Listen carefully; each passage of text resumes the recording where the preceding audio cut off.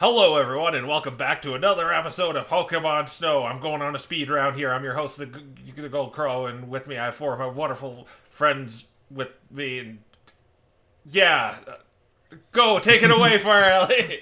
Okay, we last time we had the murder pay us a visit, and we decided that we wanted to go tell them, listen, we could kill you, but we won't. And Nick said, no, we will kill them anyway. And so with his anger, he made everyone else kill them with his anger, and then everyone was angry at Nick. And then we moved on to Thursday, where went to go check out a mysterious note that he had gotten just that morning, where we found out horrible things have happened. In which case, Proteus apologized to Nick about wanting to be nice to the murder, and now it seems like we all just want the murder to be gone. And after that, we decided to go pay a visit to the graveyard and learned that a beast was doing the grave robbing, but he only does it at a certain time because that is convenient for him. And so, to be nice to this beast, we decided we would go stake the place out. And Excellent, that's what we're doing. excellent. You speed rounded it too. All right, you can have a reroll for the session, and let me bring you back to the graveyard where you currently are. It's still it's relatively early still, about mid afternoon. Um, but you've decided to stake the place out in the cemetery. This is a rather large cemetery, um, broken up into four sections, conveniently. Um,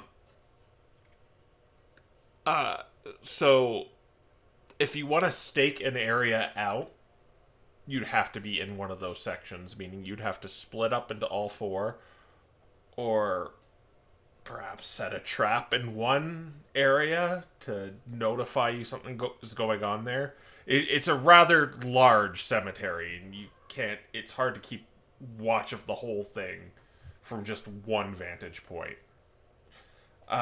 So I just thought I'd tell you about the size of the place, and this whatever this is seems to move around and seems to be indiscriminately stealing bodies from graves.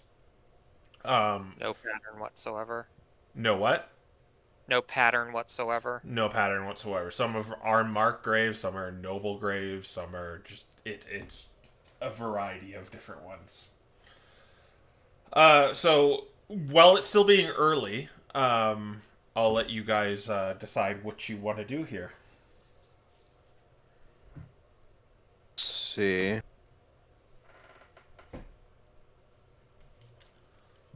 Good question. I'm like, I don't think I have the alarm spell.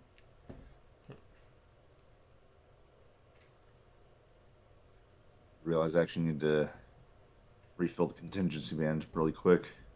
Yeah, you can do that. Fill it up with graders.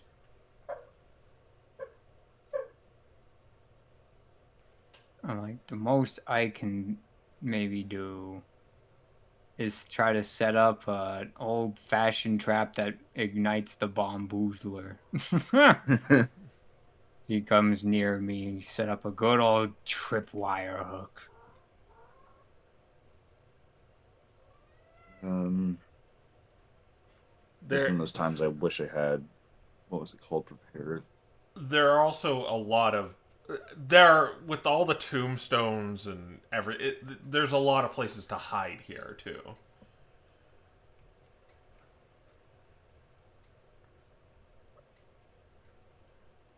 Yeah.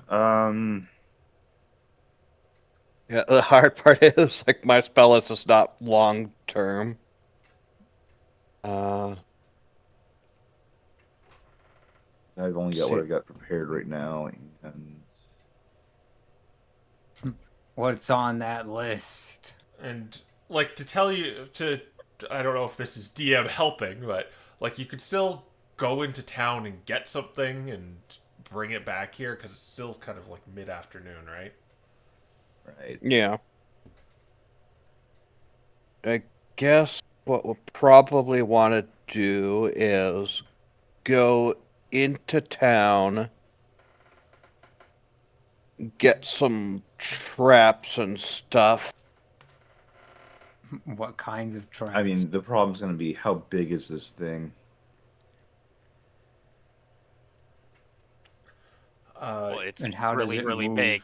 You were told by Yeah. the gravedigger it has, and Malcolm's assessment, Massive. it has massive claws, and Yep. its footprint would be that of a large creature. We'll check the net. I think the net was up to large. Yeah, the net is up to large. Okay, we could get nets then. I don't know if we can do much with that without a. Well, I'm thinking with the sheer number Perhaps. of graves, we don't know which grave it's going to go for. We either need to set up some way of ropes aren't going to be enough because of how big it is. We can't just like cordon off various sections to have the bell trick. I think Just with how big this place is. I'm like, And I don't like the idea of splitting everyone up because it would take ages for people to actually catch up, and it would probably just result in a one-on-one fight. like a very munchkin-y thing we can do is set up like really long tripwires in certain sections of the With the bell. graveyard with string, and then set an alarm spell to go off if the tripwire is broken at all. Like I'm talking we run this thing like across like 20-30 graves. Like we run it like 200 feet if we can. Well, we'd need to get the alarm spell, but I think we could probably get that as a spell scroll. Alarm is classes no I'm learn it. like, I don't know if we'd be able to get it fast enough, to be fair, because we'd have to run back into town to buy it, and then Well, we were told through DM help that we can run back in town, buy it. We'll have time. yeah, but I'd also have to write it into the book before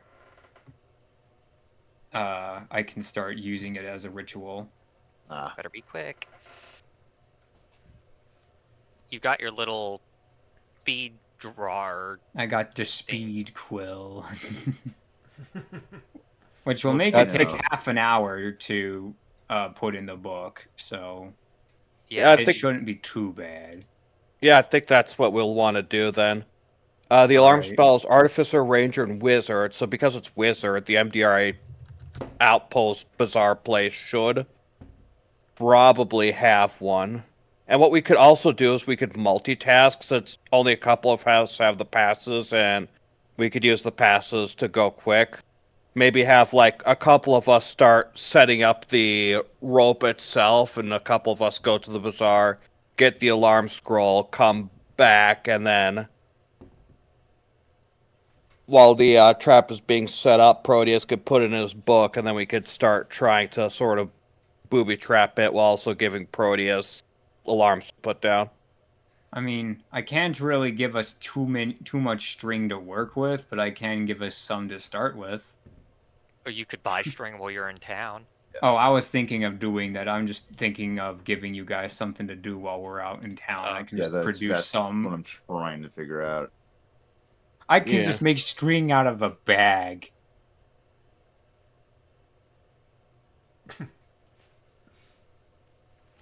Let's see. This is one of those cases where it's like, what I can contribute is mostly just that I can go really fast. Oh, We I could cannot we could update buy that. like a zillion bells and just put one on each grave site. So that Yeah. when it tries to dig it up, it hits a bell. Maybe. How much would bells cost? They're pretty cheap, if I recall correctly. Malcolm has 20 brass bells on him already. A bell is 1 Bell. gold. Yep. This is a massive graveyard. We probably need like a couple hundred. Yeah. Just to put it in perspective, I live near a cemetery, and just walking through it takes 20 minutes. And that's just one side to the other side, not the whole lot. Yeah. Yeah. Well, in that case, I think the best thing we could do is try to lure it out. Why work for your food when you just have something sitting right there? Because we don't know what it wants to eat. It wants skeletons. So we need What? So to. you want to go dig up the graveyard and start making a pile? Unironically, that actually might be a decently good idea. We know it's after skeletons, so if it's got like a giant pile of skeletons, it might be enticed to just go after that. I'm pretty sure that Yveltal is going to give a middle finger to Dante if he does that.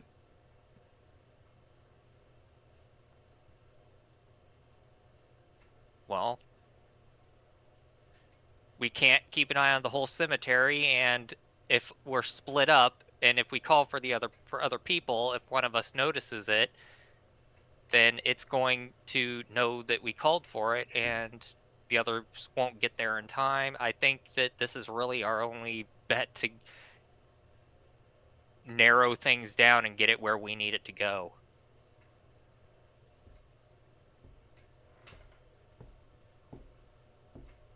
Of course, then we'd have the problem with it if we have to fight it and it like recovers HP off of eating corpses. Then we'll have a bigger problem. But Corpse flower.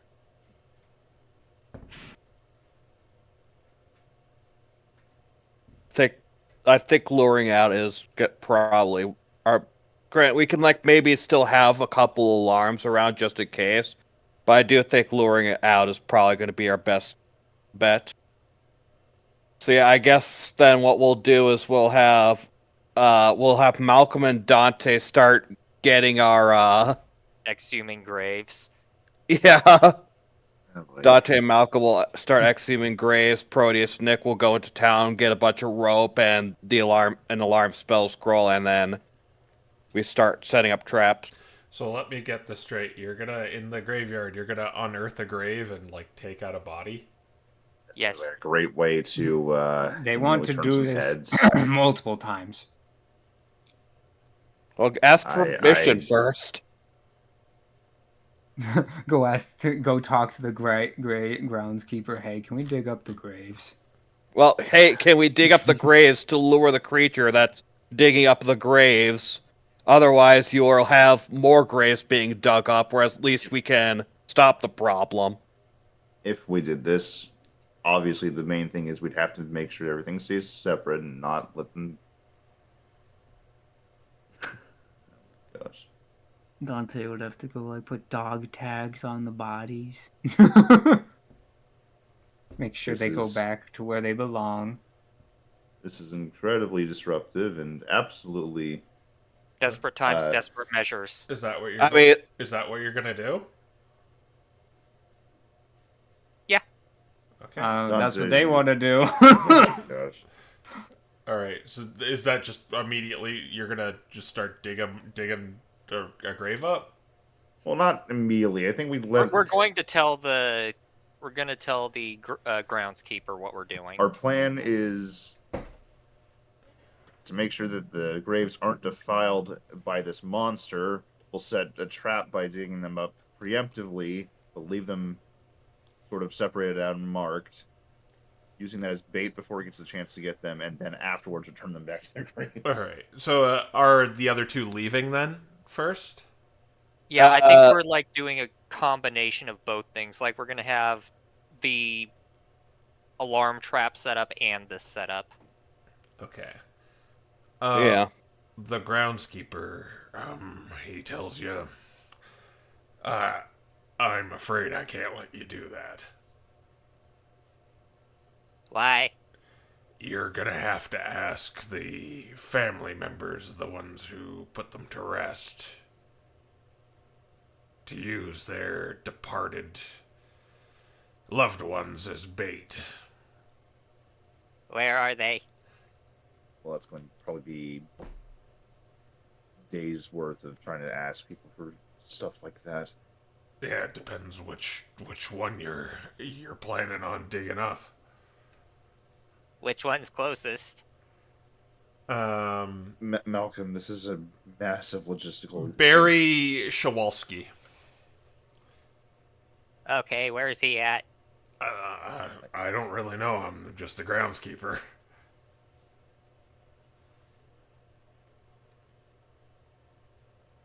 That's the what the headstone says. Barry Shawalski. Lived a life of about 62 years.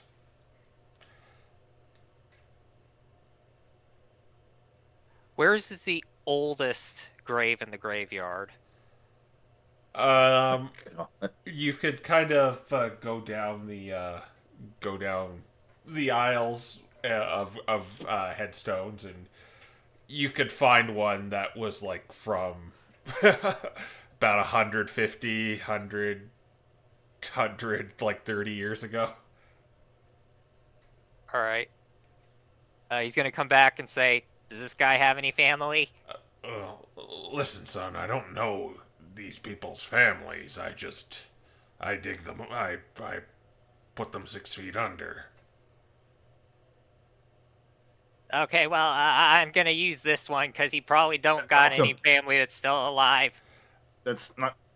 Well, that's not the point. He might have some grandchildren or someone. If you have like your own departed, you can use.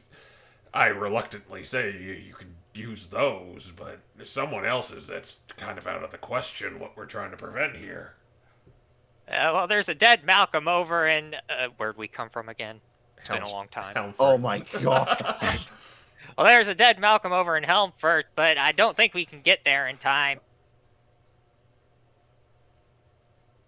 I'm a. Yeah, well, I don't think I can help you. I appreciate you staking out the place, but I'm afraid I can't let you disturb the dead.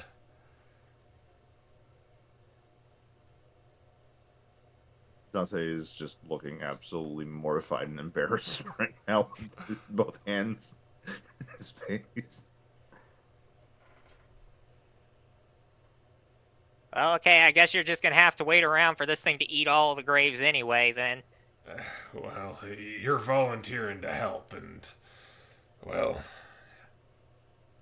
I wish we had a better idea of any sort. I hate trying to use them as bait. Who's in the graveyard right now, listening to this conversation? I Only think it's just Malcolm and Dante. Dante, because Proteus and Nick are going off to grab stuff. We're going for the less terrible option. Both of you do a history check at disadvantage. No guidance. Ethically. Great. History check, no guidance. Wait, we could use Timmy.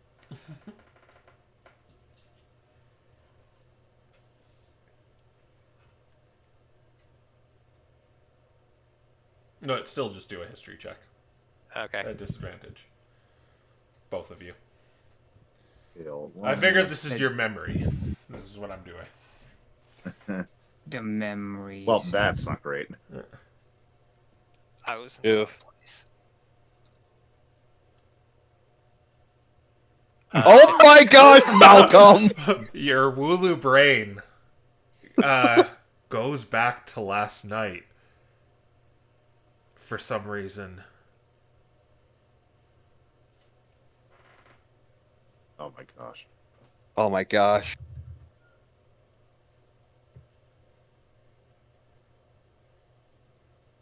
It's the hamsters starting to run in the brain right now, thinking you might have what you need back at your house.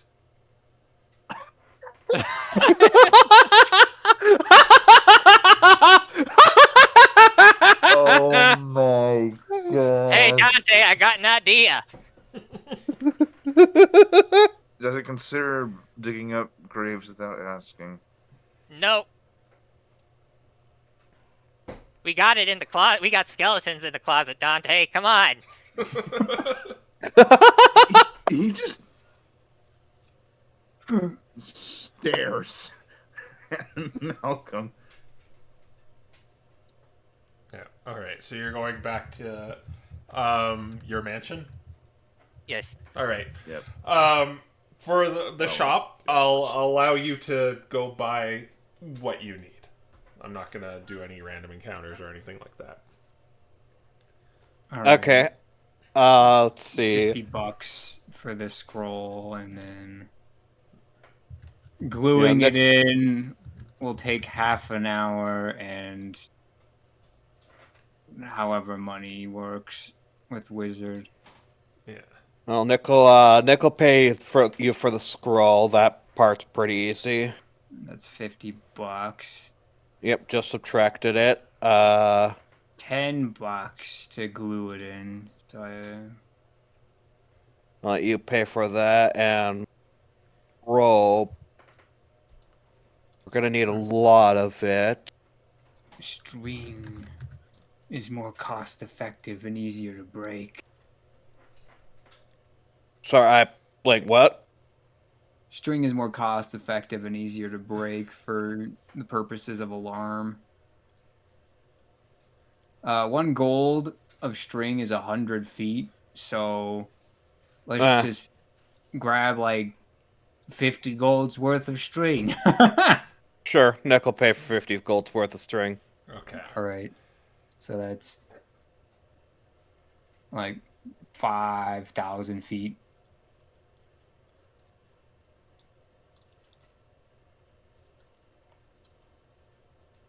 Okay.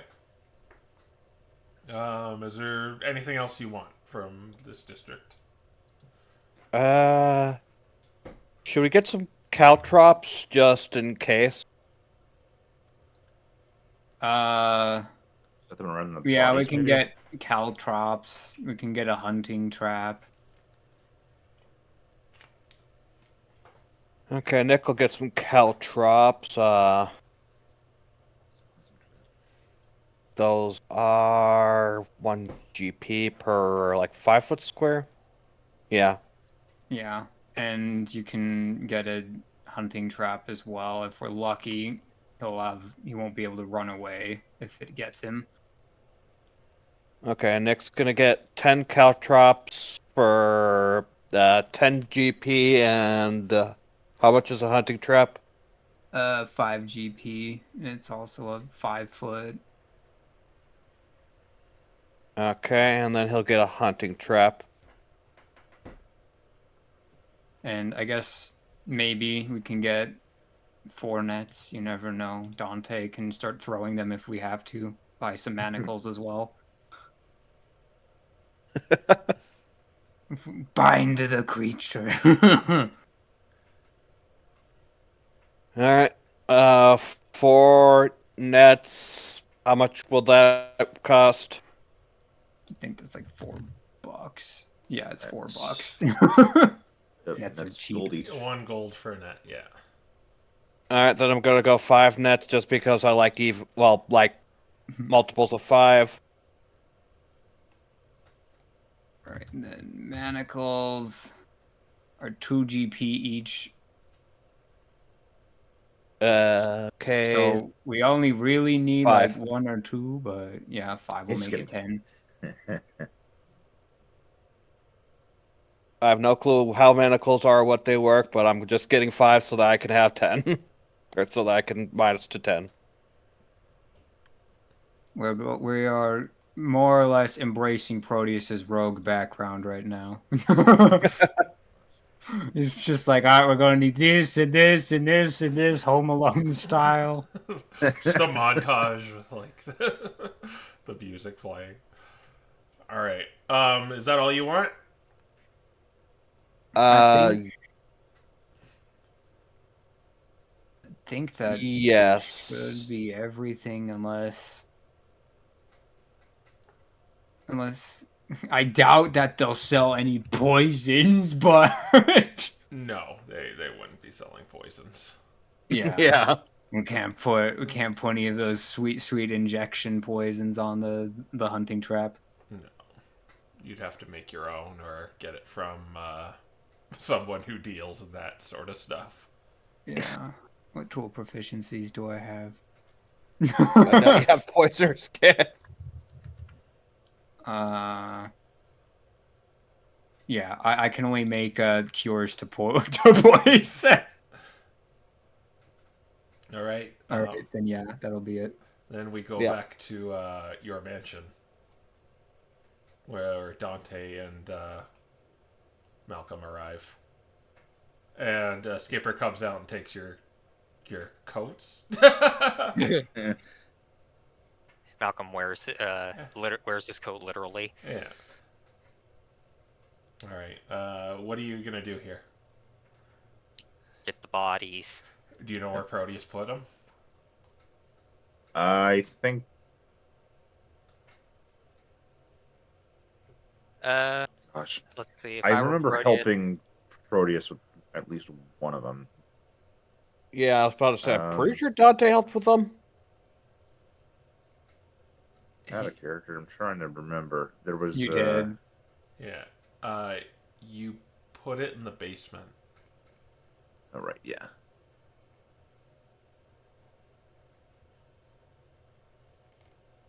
So we got to go to the basement and grab those. Yeah.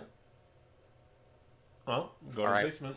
Go to the basement with the bag. Body bag. Oh, boy. All right. Or from They're there. still there, right? Well, you can see. Yeah. Oh, okay. Yeah, Here we they're go. still here. Yeah. So It it's just- starting to smell really bad down here. That's okay. That's good. It'll help the dead thing find the dead things. But there are two There we go. two of these bodies down here. Okay, yep. Here comes the problem that is the needing to transport these.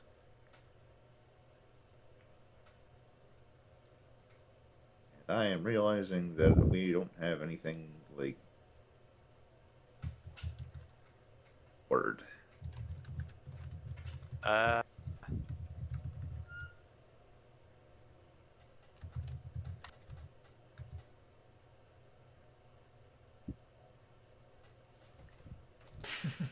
So Malcolm Unfortunately. rushes back upstairs. Hey, Skipper, do we got any really big bags? Well, I think I have some potato sacks back here. That'll probably work. I think I can stuff them in there. Stuff Oh what? no. Don't worry about it. He takes out a potato sack and he gives it to you. Thanks. He starts leaving and he turns around and he says, "Oh, and if you smell something really bad when we're leaving, don't say nothing." And he keeps going. Affirmative. All right, so Malcolm goes back downstairs. Goes downstairs with a potato sack. He's just unceremoniously stuffing them into the bag. I feel like This the beak is- would tear a hole through it. Do a sleight of hand check. Like the beak. Wait, are you trying to shove both of them into a single bag? No, he's or- just doing one. I assume he's just doing one. I'll Right help you. now, we'll see how much room is left. Oh my Oh goodness. my god. One second. We're about to. He's about to commit some terrible crimes. Oh, 19. okay, so Huh. it takes a little. You hear like a few cracks as Oh, you gotta. Like, it's not really that big enough, but you kind of make it big enough. Okay, there we go. where like He like ties this one shut, and there's like feathers everywhere. like if you did this badly, there would be like kind of a leg sticking out, but it's fully concealed. It's just it wasn't meant to fit the back like this on a body. But yeah, you have a bag with a body in it. Here you go, Dante. Which one did you take? The pink one. All right. My God. You carried this one. Oh, you felt so. I am so sorry for what you're doing. And he's gonna take this blanket that's on the table. Yeah. He's gonna take this blanket that's on the table. Uh-huh. He's gonna wrap up this one. Like in a burrito. Yeah, Okay. a burrito with the ends tied shut. Okay. Carrying. Well, okay. Dante is a monk, so he's like he can do. I guess you both could technically carry a body. Bodies. So yeah. Okay. Yeah. You got it wrapped up in a body burrito. All right. Okay. Yeah. You are holding a sack, Dante, that is quite heavy, but you can manage it. And Malcolm has a blanket.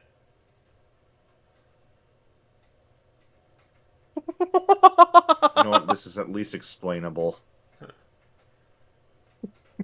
Okay. And you're just gonna. What do you do from here? I guess We go. just All head right. back to the graveyard. You're gonna. Okay, you're gonna leave your house. All right. Yep. I want you. Stay safe, Skipper. Yeah. What do you got there? Don't ask about it. Okay. You pay me to do that. Well, Giovanni does. Goodbye. Bye. All right, and like you're not sneaking, but I don't think are you going to be sneaking? Nah. Okay, but I Can't will really do that. I Uh, have a better idea to just. I'm gonna still make you do a stealth check to not draw attention to this, to what you're carrying around. Look, one guy has like a sack that's looks filled to the brim with something. The other's carrying a blanket burrito. So If we were both carrying dags, this would have been less suspicious. yeah, so I'll have you both do stealth checks. Oh boy.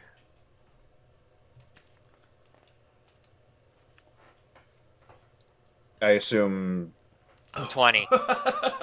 Wow. Can Oh, I guidance this? Yeah, or you no? you can guidance this because you guys are going out there trying to not draw attention to yourselves, I assume. The big fear.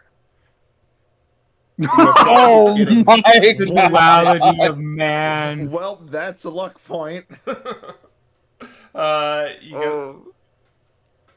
Okay, you would get a luck point, yes. Yeah, I don't know if you have heroic inspiration or something to fix that, but all right, I let's. don't have anything. All right, well, This is the one time he like runs into someone of his own like faith. so as you're going through it's not that far away, which is probably why you thought you could probably do this effectively. But at about the intersection here, you see that Braviary in gold armor kind of look at you, and he seems to like he kind of cocks an eye at you. Dante is like he sees you. He sees his eyes go to you, Dante, and he begins approaching you too. All right, I can definitely explain this. He just kind of hails him. Yeah, yeah. He walks over to you and he says, "Greetings, citizen." Greetings. May I ask what you two are doing? Uh, quite frankly, we've been attacked by the murder recently. Oh. So, Oh. Do you... unfortunately, things did get a bit hostile, and Malcolm, this is probably easy for you to just show. We're on our way down to the graveyard as a result of what happened. They attacked us in our own home, and we unfortunately had to defend ourselves with our lives. Uh, judging by your attire, you're one of the cloth. He nods at that. May I at least see these bodies you are carrying, then? Dante will open the sack. Oh, oh. I apologize. Wrong one. We don't really have the best ways of transporting, and my friend here can be a bit overeager with things, and You should have notified the authorities, the Hallowed Flames, anyone about this. They could properly dispose of the bodies for you. In fact, I can take these off your hands if you wish. I would much prefer to be the one to at least take these to the graveyard on my own. This is my sort of duty. Yeah, we weren't actually trying to do this, but things got a bit worse than what we thought, and we kind of feel bad about it, and especially him because, you know, he wears that fancy clothes and he likes to do the thing where he sends them off or something. I did give them their rights after what unfortunately occurred. All right. Do a religion check or persuasion check at advantage, because Malcolm is helping you. Okay. Definitely religion. Religion. There we go. That's 27. Nice. Well, he says to you, well, I. These sorts of. My job is to prevent these sorts of things. I am Heres Velger at your service. Dante San Giovanni. I will I will trust this in your hands. But if you have any idea of this happening again, or think that these terrible crows are infiltrating your abode, please notify the city immediately. Again, Okay. I'm very sorry about this, scene. It's just, we were attacked in the middle of the night. Yes, try not to let any of the good citizens see those. Hence the method in which we were attempting to transport them. And he lets you go on your way. Right, we'll continue on towards the graveyard. Yeah. All right, and I will say you get back. Neat. All right. And I'll just for the sake of convenience, I'll say that's when Nick and Proteus get back as well. And you see them with with two bodies.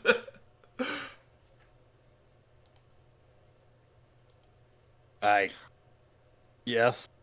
You. What? Oh, Remember- well, we were having problems getting bodies out of graves, so we were just gonna use bodies that weren't in graves. Malcolm suggested we were digging up any of the corpses in the graveyard, which I wasn't really able to interject, and luckily the groundskeeper was kind enough to point out that we would need permission. That being said, well, we have bodies of a few crows that attacked us. Oh, they're actually being useful. Neat.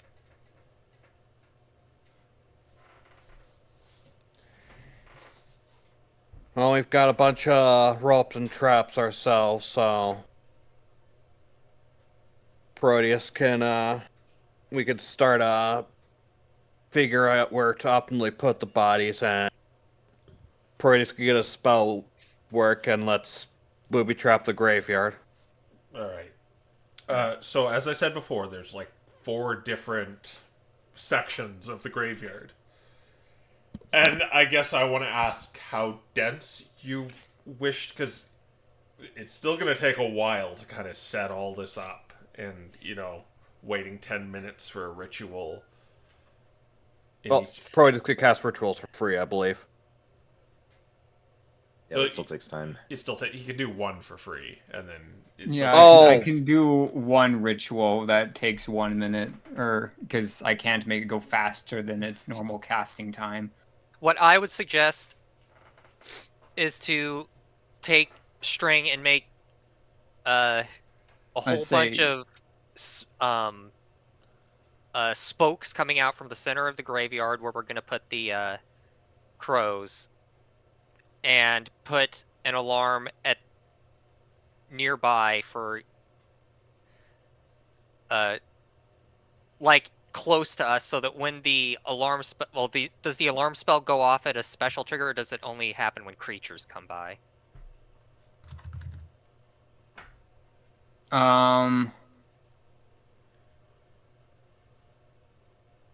Let's see. It alerts you whenever a creature touches or enters the warded area. I thought this had more programmability. I thought it did too. Well, it's good to get it in your book anyway. Yeah. Yeah. So, Well, then I would say get it in your book and cast it on the area where the crows are. yeah, I think that makes the most sense. Yeah, because We that can way it goes use- after the body. We can still set up the traps here and make the 5 squares of pain. Put down the bear claw trap. Put down the caltrops inside the bear claw trap. And then, how much rope did you guys get again? We got a ton. We got like 5,000 feet worth of string. Okay, Yeah. so what I would do is probably imagine the cemetery were a clock, and I'd take the string and I'd stretch it out along each of the numeric values on a clock position, and then tie a string down at the areas where we would be staking out, which would presumably be near the bodies, so that if one of the strings does get tripped, the bell close to us would go off and we'd know which direction something was in.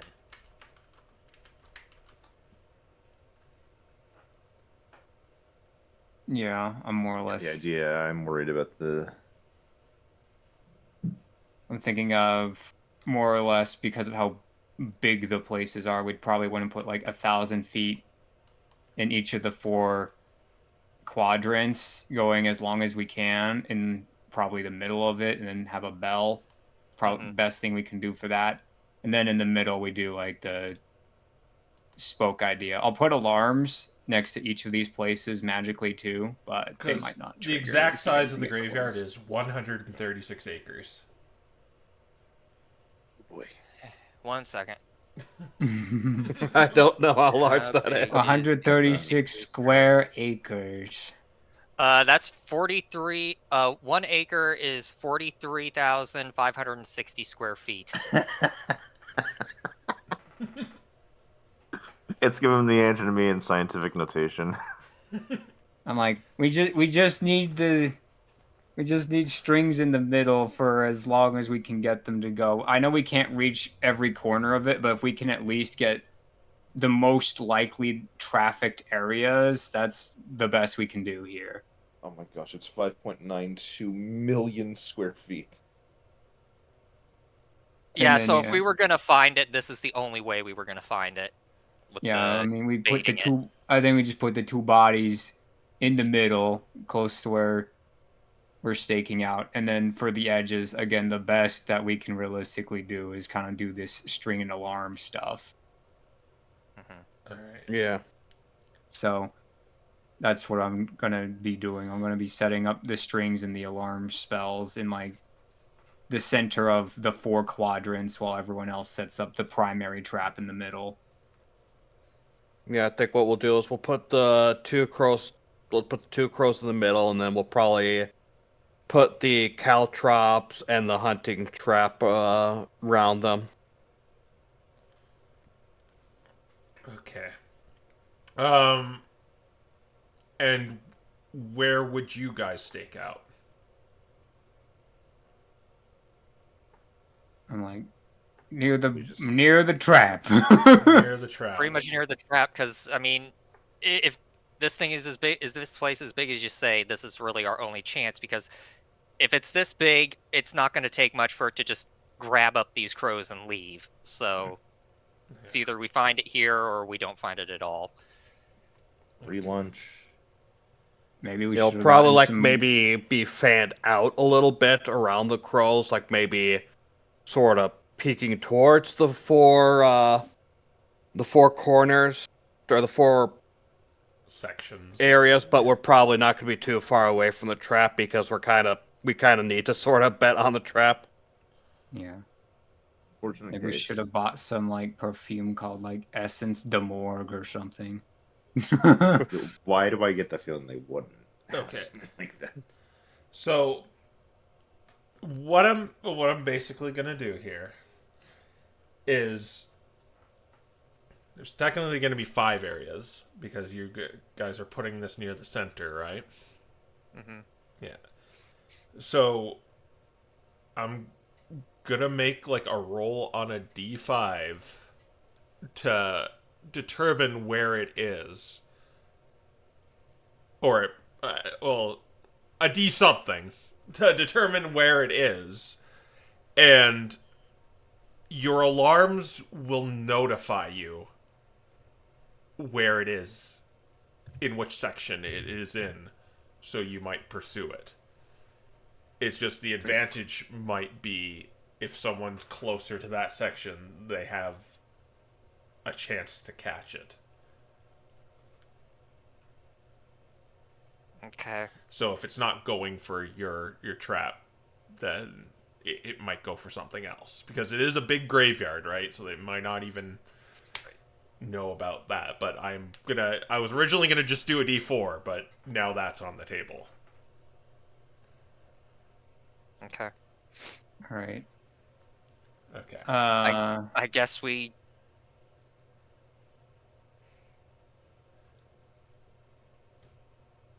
also break into the quadrants, I guess. I mean, Yeah, if we want to have a chance of pursuing it. running it down. Okay. All right. I think Nick will have the hardest time keeping it in one place. Well, I have Booming Blade. And that's why I'll ask you too, like, where do you want, you said you had traps, right? Yeah. Yeah. I think we're putting all those in like the bird section, because if we're not camping that place out, we sure as heck want all those things to keep him there. Okay. Yeah.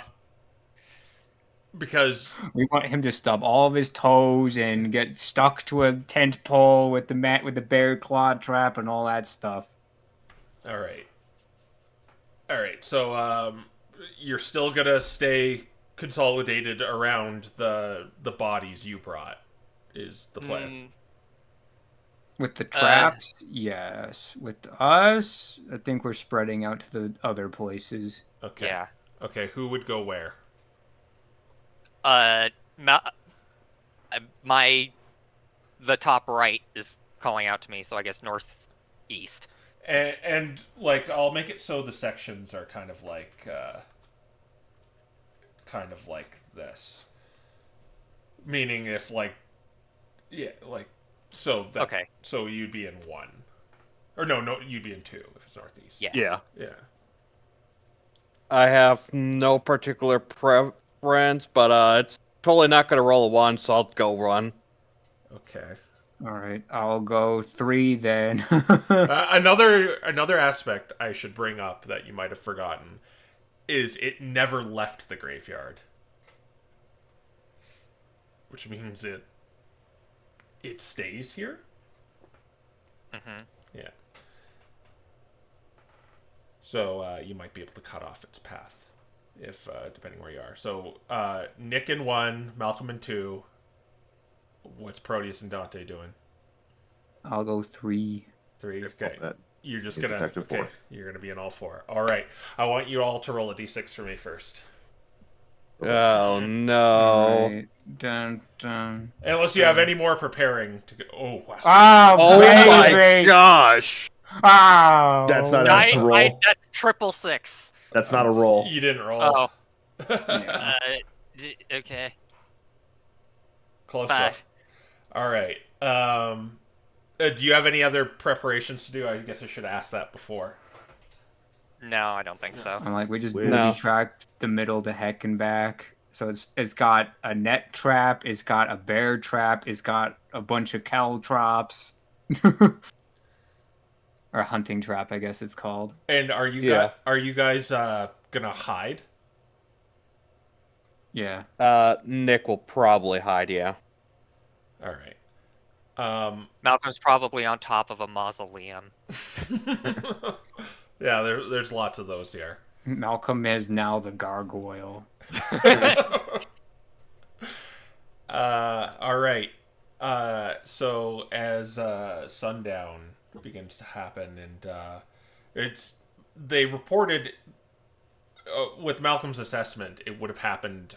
It happens around like 10 p.m. But the moon begins to rise, and this thick layer of fog begins to cake the bottom of the cemetery, the stones protruding from it as the waves of fog just rock back and forth.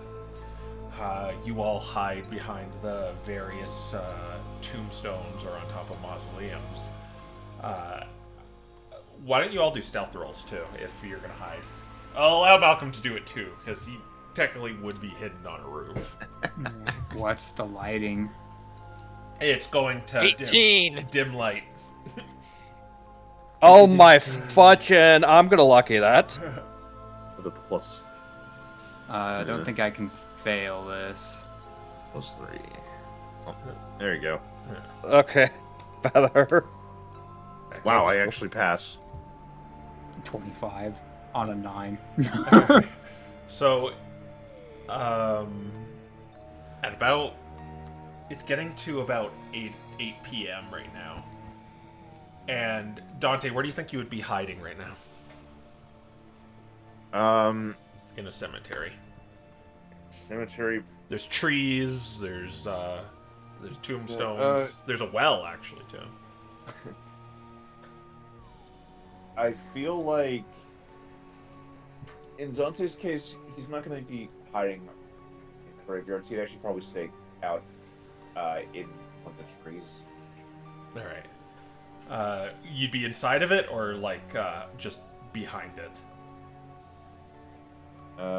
He. So funny because I know he's the largest in the party. Yeah, just given Hudzik, he would be trying to hide himself in the tree. Okay, so you're just kind of climb up it and just kind of hiding it within the leaves. Yeah. Okay. It's a little hard to see through them because of this, but you begin to hear footsteps.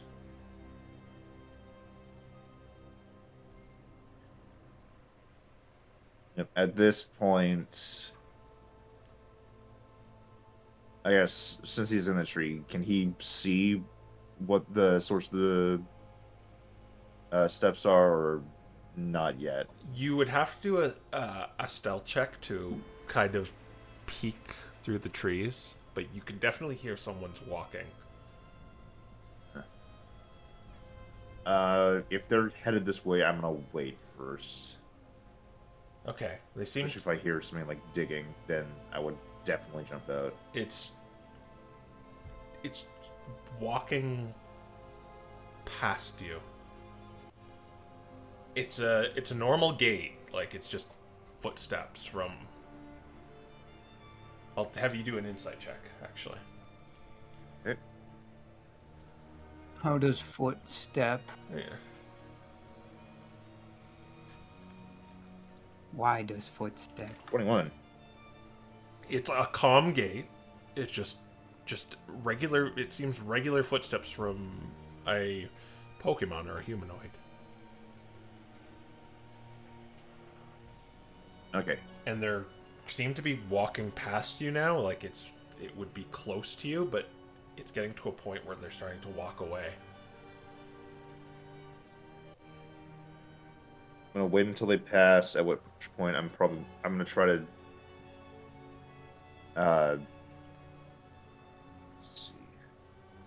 No way to do this quietly, is there? Dang it. Enhance abilities, unfortunately, vocal. Yeah, I'm going to wait until they pass by, and then I'm gonna try to get a better look. All right. I will have you do a stealth check then.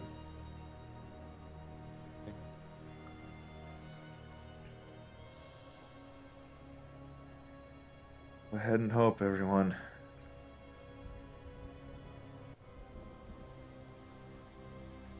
I'm gonna add a luck point. Yeah, a luck point. Okay. The one he got earlier. So you peek out of the trees, and you see a familiar figure. It's Nightingale.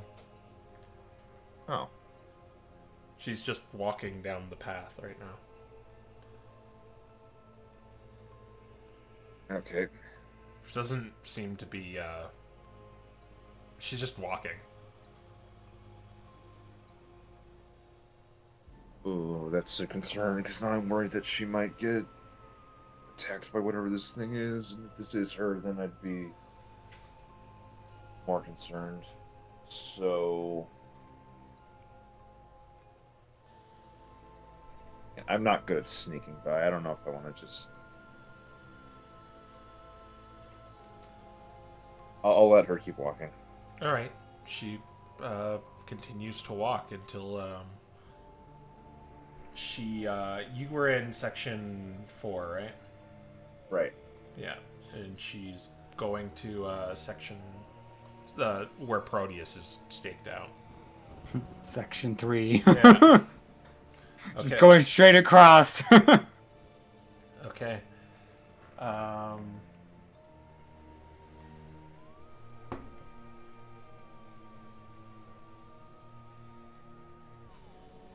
Okay.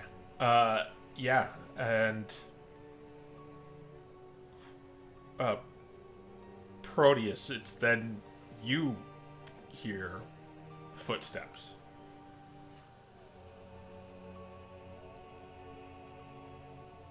All right. Well, he's going to keep his super night vision eyes and ears out. Yeah.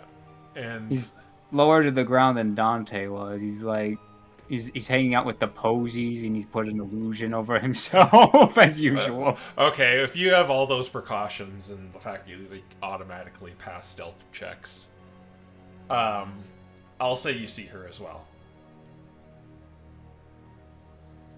All right. Like how convincingly does this look like her, or is this? Is there something off about her? There's nothing really off about her. You've seen her a few times, but it appears to be her.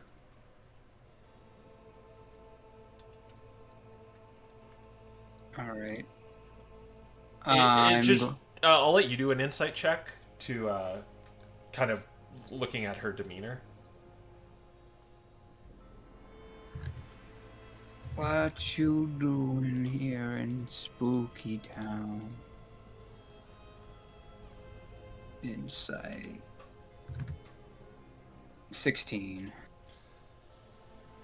She has the body language of someone who is very much just going for a stroll in the park, just kind of calmly walking by, looking at gravestones. Well, that part's a little weird, but she's just looking at gravestones left and right, but not with any purpose. She's kind of like looking, sometimes she's just like looking down, and then other times she looks at a gravestone, but she just continues walking. But she's not like thoroughly examining anything. She's just seems to be walking in the graveyard. All right. Well, I needed an excuse to do this anyway. Mm-hmm. Wait, do I not have it prepared? That would be a massive... No, I do. Okay. I'm going to cast Major Image at 4th level, because I have been needing to do this for some time anyway. Okay, yeah. And what is I'm it? going to... for the sake of being easy, I'm going to have him more or less make a version of himself kind of walk out from like beside a tree and say to Professor Nightingale, I thought we warned you about this place. Oh, you're here. I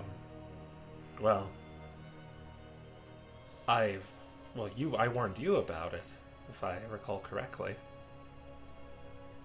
I suppose that's fair, but that means you're flirting with disaster coming back here another time. Well, it's one of my favorite places to go.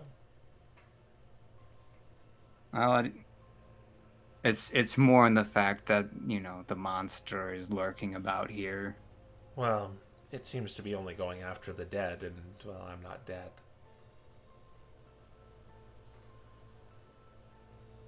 Well, has anyone actually been here at night to test that theorem?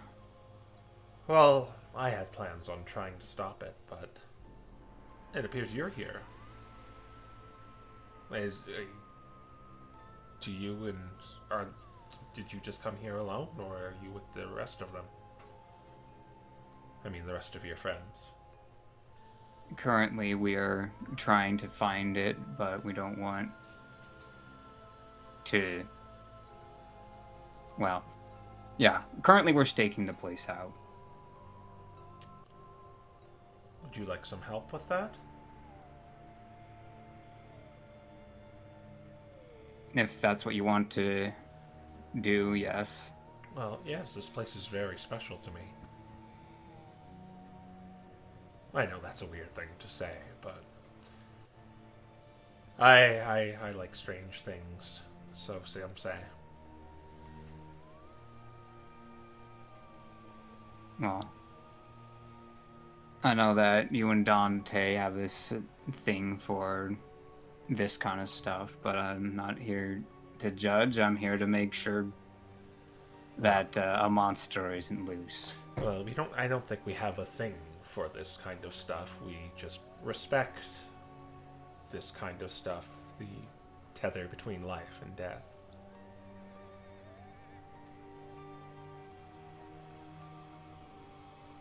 But I wish to... I've wanted to get to the bottom of this and help however I can, but I'm only one person, and despite being a monoborn, it's quite a big cemetery. Yeah. That's why we've decided to split up into different places and try to seek it out. Mm-hmm. And what do you plan on doing once you find it? Well, once that happens, we're hoping to communicate off to the others and then rush it down. Preferably, each of us have a means of slowing it down where each taking a net. Well, if you wish to include me in this investigation, I don't suggest you do that.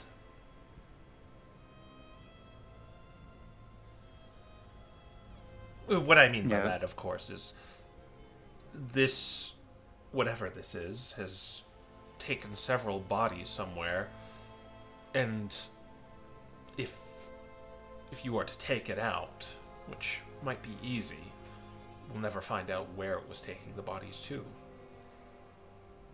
So, perhaps maybe we should follow it to see where it is going, and as well as recover the bodies of the people's loved ones.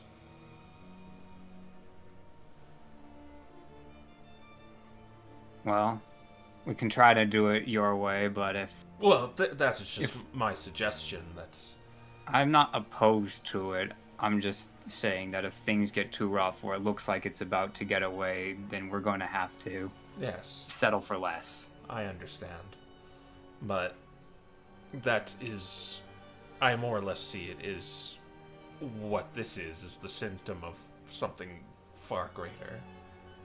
And, well, necromancers are known to send puppets to do their dirty work, and we might only take out the puppet, and not the one operating the strings. I don't know if we're up against a necromancer. Something about this doesn't seem exactly the right kind of energy for them, and I don't think one would want to operate so close to another either. It's just collecting bodies from a cemetery is the calling card of necromancers, I find. Of the malfeasant but ones. I've known druids to do the same. You could be right on that assessment too. Blood magic is something they are involved with, and I don't really have that area of expertise. Yeah. If all I'm saying is that if you're going to be a necromancer, if you want to get away with it, be a druid because no one suspects them. Yes, that's well, unfortunately I am a necromancer. Yeah. Perhaps we should give you a book of druidry sometime then. Well, do you wish for me to do something here? I have I'm afraid I don't have spells at my disposal that will that would help with the stakeout.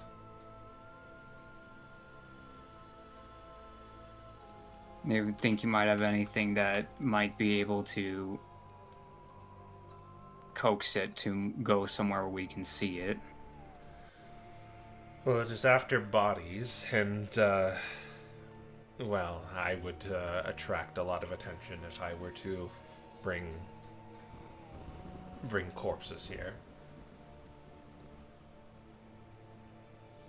But that appears what it wants.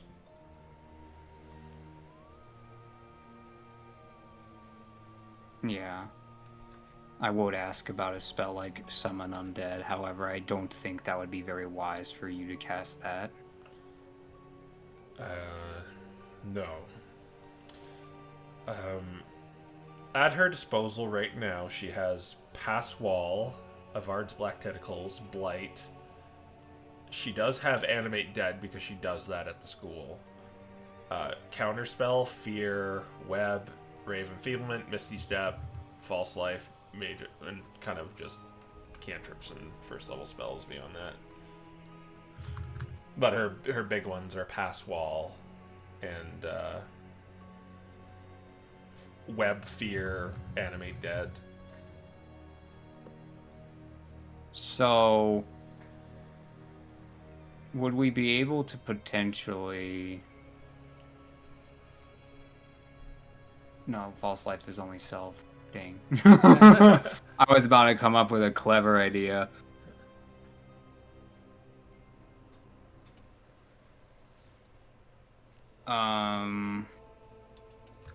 Let's How does pass wall work? I guess I could ask her that. It's basically portable hole. Yeah. Okay, so we probably want that to follow it specifically. Yes. If it goes, if it in pursuing it, if it goes behind something, we can pursue it.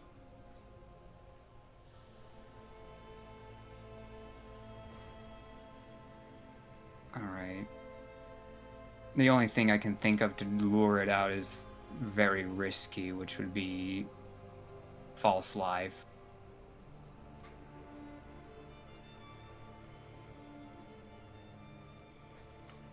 It does cover you in a necromantic aura, which means one of two things. It'll either be attracted to you thinking you're a corpse, or it might think you're a fellow necromancer. There is a spell I did not prepare that I don't know if Gorvin or Dante might have. It is called Feign Death. Do you know if they have that? I think that is in their capability to have, though I don't know if either of them are utilizing it right now. It's actually quite convenient because the material component for that is a pinch of graveyard dirt, which we are surrounded by. And you know why that is? It's because the necromantic energy in a graveyard, she just begins techno-babbling to you. I'm getting a midnight lecture. Someone do something. But And by me, I mean my major images. I'm still hanging out in the posies looking for the creature.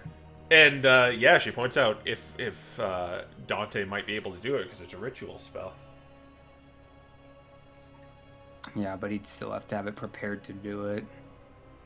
Oh yeah, That's a wizard thing. yeah. I could do it if I had a spell scroll of it and wrote it down. Roll but... a d6. Okay, here we Well, go. actually, you rolled 2 d6s. Well, I conveniently do have one here in my. She goes through her belongings and she pulls out a scroll of Feign Death.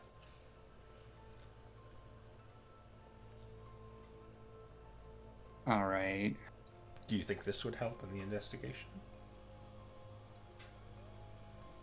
Probably if we want someone to act as further bait to it. The only thing that worries me about this plan is what it does with the bodies after the fact, but that's exactly why I think we should not slay whatever is doing it.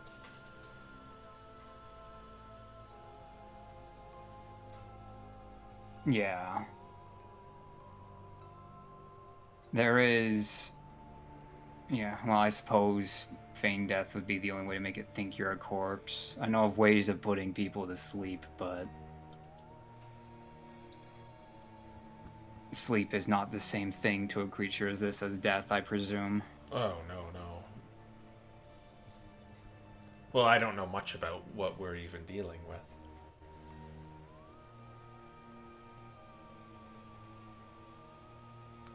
Other than it collects corpses. In fact, I will dub it the name the Corpse Collector. Yeah. Just to simplify things. Or Cadaver Collector, yes. That sounds much more scientific.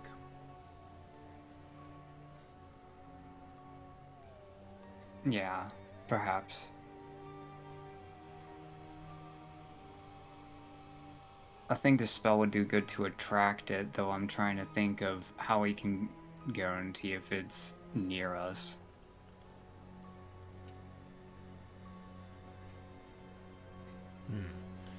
You do still have 2 hours before 10 strikes. It seems like she was going on a stroll at about 8 p.m. So if you want to reconvene with everyone and kind of set up reconfigure this plan, you can still do that. Yes, please. Yeah. Yeah, we can go for that. I could potentially put it into my spell book. The problem is here too is like you're an illusion right now, so She gives it to him and it just falls through his antler or whatever. She hasn't given it to you. She just shows she's has it.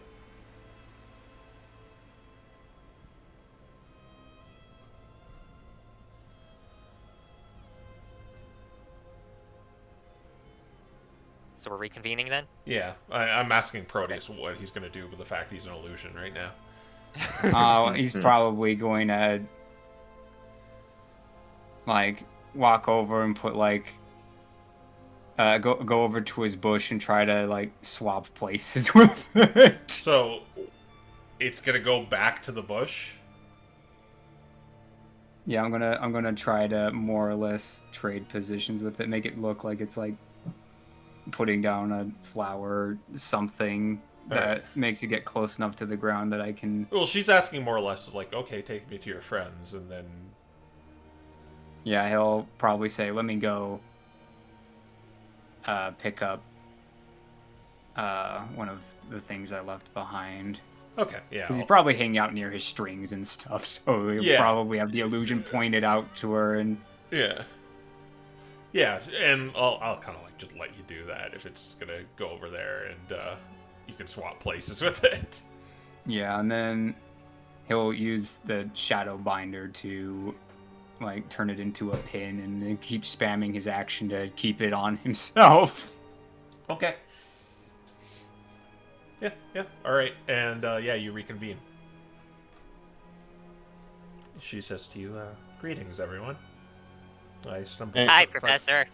I stumbled across your friend here, and he told me you're following my lead and following my tip and trying to get down to get to the bottom of finding what's the cadaver collector, as I have dubbed it. Pretty much, yeah. Just a bit of a logistical nightmare with how big this place is. Mm-hmm. I threw it out to your friend here that perhaps we should not slay the beast, but pursue it to find out what it is doing with these corpses. Because I suspect necromancy, while your friend Proteus here suspects druids. I'm not against the idea, but the problem is, how are we going to track it in the first place? Well, it's going to take a body, and we merely follow it to where it's going. Well, we got the two of them out in the middle of the graveyard. Hopefully it takes one of them. We were attacked recently by the murder, and unfortunately things turned lethal. Oh yes, Nikolai told me about that. You're unharmed, correct? Yeah. And that is good. Well, yeah. I think they should make for sufficient bait then. I just would warn you to be careful when dealing with the murder. Well, we ain't got much choice in the matter now, so... Yeah, that's a different discussion. Right now, we're... Yeah. Trying to deal with this. Right now, we should more focus on how are we going to track these bodies. Oh, come on, Nick. It ain't even that late yet. Another trick, back in my MDRA days, is to plant a distinct object on something so you can track it with the locate object. Unfortunately, I didn't prepare a locate object myself. And, of course, the more, stealthy among you can just pursue the beast without it even knowing. Well, that's gonna be, Proteus and Nick.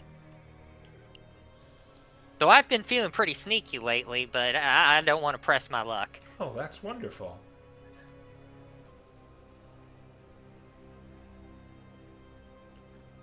Yeah. He's strangely, stealthiest when he's iridescent. Well, now that I am here, what do you think? How do you think I can contribute to this? Whatever you had planned here. Let's see. Well, currently the thing we're struggling with is trying to figure out where it's going to appear more than where it is going. It's a bit easier to lay and wait when we know where it's coming from, but that's what we don't know. We decided to use those bodies to try to lure it into a particular spot, but we're not sure that's going to work.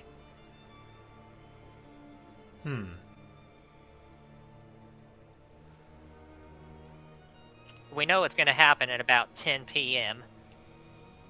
Well, I do have a locate object scroll as well. If you're willing to let it go away, but the only problem is if it goes behind lead. But I don't think there's any lead in the graveyard. Well, Okay, if you have the scroll, then yeah, locate object could be useful, assuming they go after these things. Do you have something you could plant on them, so we can? Plenty. It have to be identical in nature.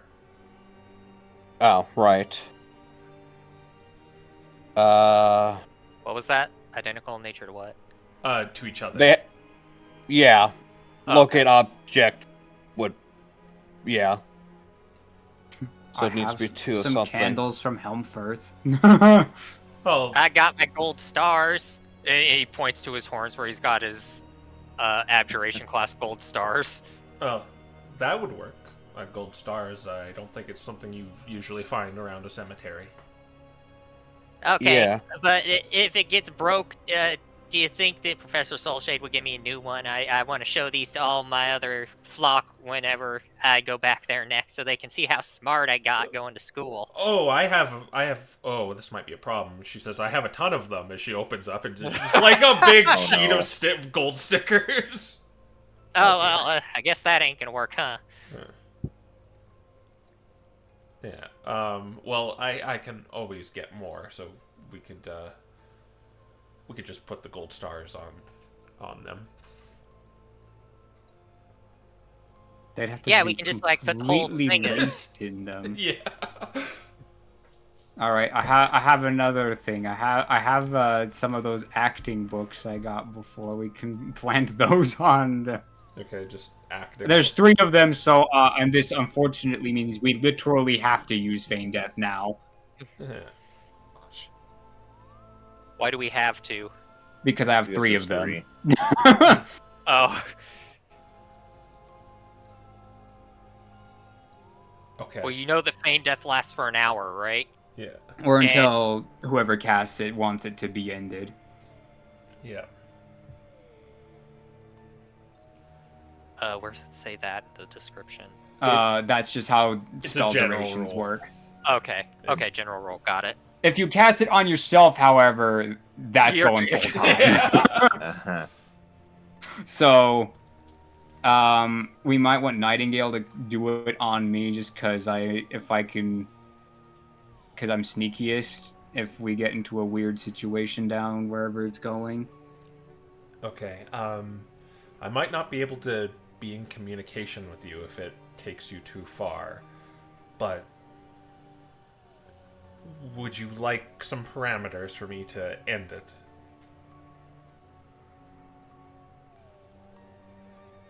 I think more or less once you're pretty certain it's gone where it wants to go, I'd only wait a minute or 2 before ending the spell. Okay, that is what I'll do. Because we need me to be able to see what's going on in there, but we need it long enough for it to set me down. Do you wish to stay in the section of the cemetery that I found you in? Or is there another one?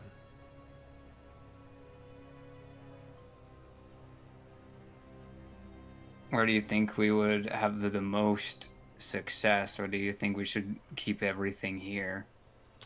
It Well, if we're tracking it, then actually having 3 books might be a good idea because, I mean, we'll have to disable a bunch of traps, but what we could do is leave the birds in split the birds, leave them in 2 sections with the books on them. Have Proteus do the 3rd section. That way, at the very least, we have 3 sections covered by something that we can detect a object to find.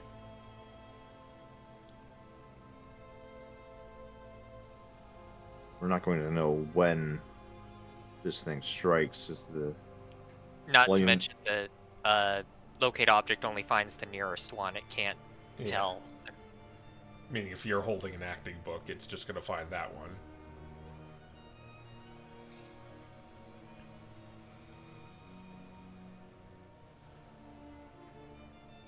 That makes me think it's better to keep both bodies together. So Well, then we can Proteus watch- is going to be a then- problem because he will have the 3rd acting book. But he's going to be. Well, he's going to be feigned death, but we can't be sure he's going to be caught and taken. I mean, if the goal is putting all the bodies together and just setting one single large trap. Here's my 2 cents. We could do the feign death on Proteus somewhere else in the graveyard, just leave him there, and if Professor Nightingale detects that he starts moving, we go follow him. Otherwise, we keep someone with an eye on the murder corpses, and if it takes one of them, she can just drop the she can just end the spell rather on Proteus, and at that point he'll know he needs to reconvene with us.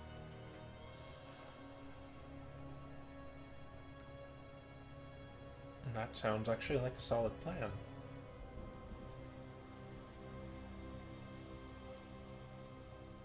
The only thing is if you're not near me, how will you know that it's near me? Nightingale's staying near you. Okay.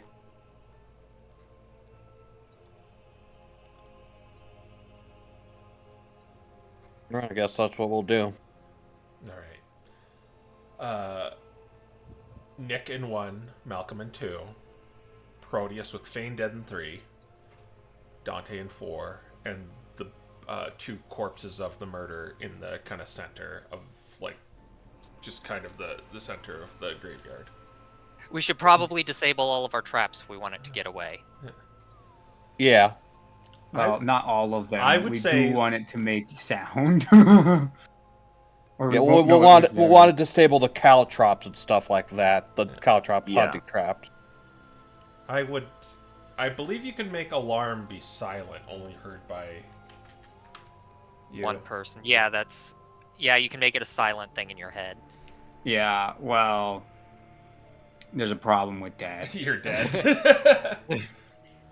That's why I'm like, we probably still want like the regular old doom to go off. Yeah. For least Malcolm's it would ears to scare it hear, off. he loves spells. It's true, he does Wouldn't like an his alarm spells. be good because it would scare it to make it run? May I suggest you set an alarm by yourself, so everyone could be alerted to it moving, and I could be alerted to it moving.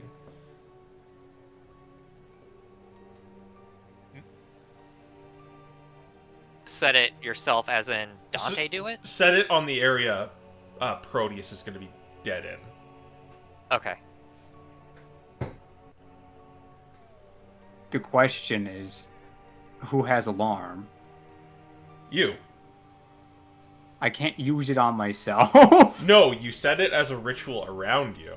So she's saying when you set it around you, Then that way everyone else will hear it, even Yeah. though you're. you're dead. Okay, yeah, let's do that. Yeah. Yeah. Okay. Yeah, you set up everything. You'll allow yourself to be succumbed to the Feign Dead. Yeah. Okay. So yeah, you feel the magic take hold of you. You are a willing creature. And you are I blinded. resist everything. Blinded, incapacitated, and you have resistance to all damage except psychic damage and immunity to the poison condition. Man, Does being his dead disguise is stay great. up? So, yes, it would. Okay. Technically, he would still be able to hear, too. Okay. So he's not, like, completely, like, unconscious. That's almost worse. That's horrifying. Alright. Yeah, so you just kind of crumple down Proteus. Still able to hear. And she talks to you, too. It's like, I'll end it as soon as something happens. Alright. All right. Um, I have 1 hour with let's disguise self before things can get real. And Well, luckily that's how long the things last. all right, and let's see. All right, so it's the 10th hour kind of strikes. You probably had this set up like at 9:30, 9:45. But in Malcolm's section of the graveyard, Oh boy. you hear this kind of shuffling, and you hear a voice coming to you, kind of muttering Malcolm as you're hiding on this mausoleum. And you hear it say, "Did you bury your fire? Yes, sir. Did you cover your tracks? Yes, sir. Did you bring your knife? Yes, sir." And you hear the shuffling stop. And you hear this. And you hear the cracking of wood. And you hear movement. And then you hear, "Did you go across the river? Yes, sir. Did you fix your rake? Yes, sir." And it's beginning to shuffle off. All right. Does he see anything? You would have to do a stealth roll to peek your head up. Uh-oh. Okay, well, I gotta see what I can see, guys. Let's... There's You can always rage rage stealth. stealth. Yeah, I've got rages to burn. Actually, I probably would have all my rages back since the Yeah. entire time we've been doing this, it'd be like short rests the entire time, right? I would have let you Probably- take a short rest before Okay, you yeah, okay. enacted this. Well, let's see if I create a giant fireball. Yeah, that's kind of the problem. Okay, that's not the fireball. I can move much faster, speed increases by 10 feet, and movement doesn't provoke opportunity attacks. Okay. Too bad that doesn't help with, Well, I mean, I guess it means you could track use here. Okay, so that's like well over 20 with that roll. So, as you peek your head up from the mausoleum to see what's causing this, you see this massive skeletal creature wearing kind of a cloak over the back of its head, and it has these two massive bony claws with red tips on the end. Like, the claws are as big as you are, and this is a large creature. Like, it could scoop you up and hold you in the palm of its hand with how, like, just it's like a Sonic the Hedgehog character. Calling him out. Yeah. Except they're a lot. The claws are fearsome and sharp, and it's you see a broken grave that has been dug up and shattered, and it is dragging like the decaying corpse, muttering, just muttering, "Did you shine your knife? Yes, sir. How did I know?"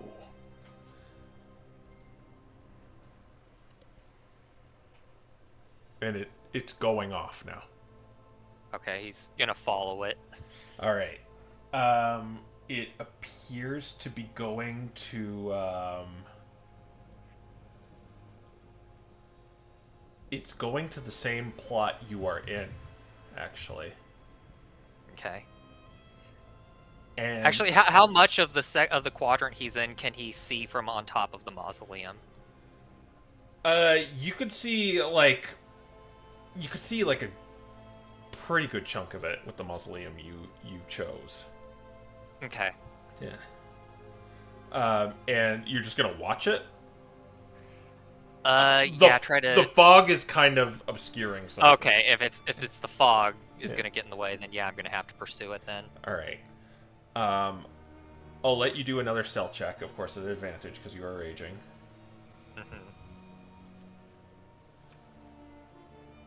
Okay, that's still over 20. Okay.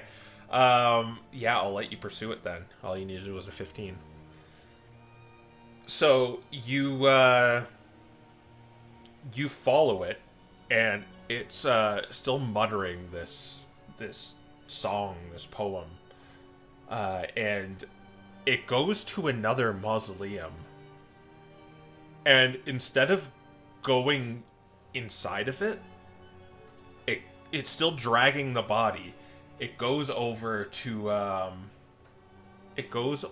statue, and its long bony claw grasps the statue and twists it. And the statue is as big as you, and it's just like it's a Pidgeotto statue. Okay. And it twists it. And in front of it, a tombstone in front of the mausoleum, just one of those ones that's flat against the ground, it kind of slides up with an entrance to a staircase, and it keeps muttering, "Did you go across the river? No, sir." And it starts like shambling down the stairs, like holding this body. And a few seconds later, the tombstone slides back up. Okay. Malcolm's going to make note of this location in his little sheep mind, and he's going to go off and find the others. Okay. How do you do that? Very quick. Yeah. So you just bleeding? No, he's got the speed buff, and he's got a base movement speed of 50 right now, so he can go pretty fast. So everyone's pretty much just gonna see this iridescent pinball going through the graveyard. So yeah, if Malcolm's making no effort is trying to make himself be seen or heard, or Yeah, by whatever. everyone else. Nightingale ends the spell on you, Proteus, to let you get back up, where you maybe hear Malcolm. And she says, I think your friend might have found something. Yeah, Yeah. that looks like it. Yeah. And she helps you up, and she begins like going towards Malcolm. All right, yeah, I'll go with her Yeah. and refresh the timer on disguise self. Yeah, you just go behind a tree and. All right, and I'll say all get back together, maybe close to Malcolm's quadrant. Hi guys, I found it. He doesn't seem like such a bad guy. He just likes singing. Oh. Okay. Yeah, he was singing about being ready for stuff, and if people had knives, and if they crossed rivers and stuff like that.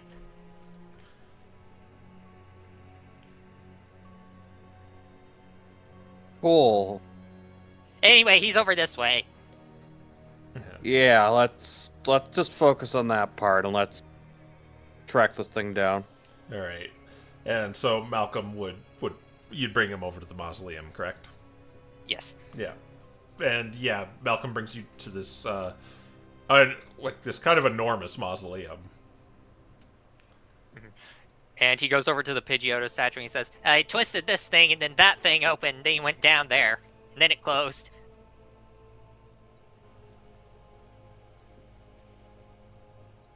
You want me to twist it now? I don't see why not. Okay.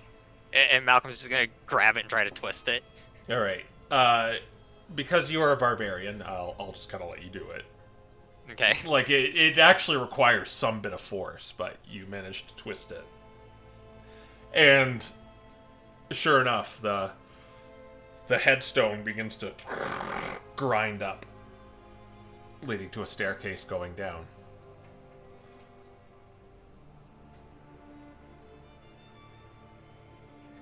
Malcolm hops off of the statue he rotated, and he just rolls over and just kind of bounces up and down, waiting for everyone to go down the stairs.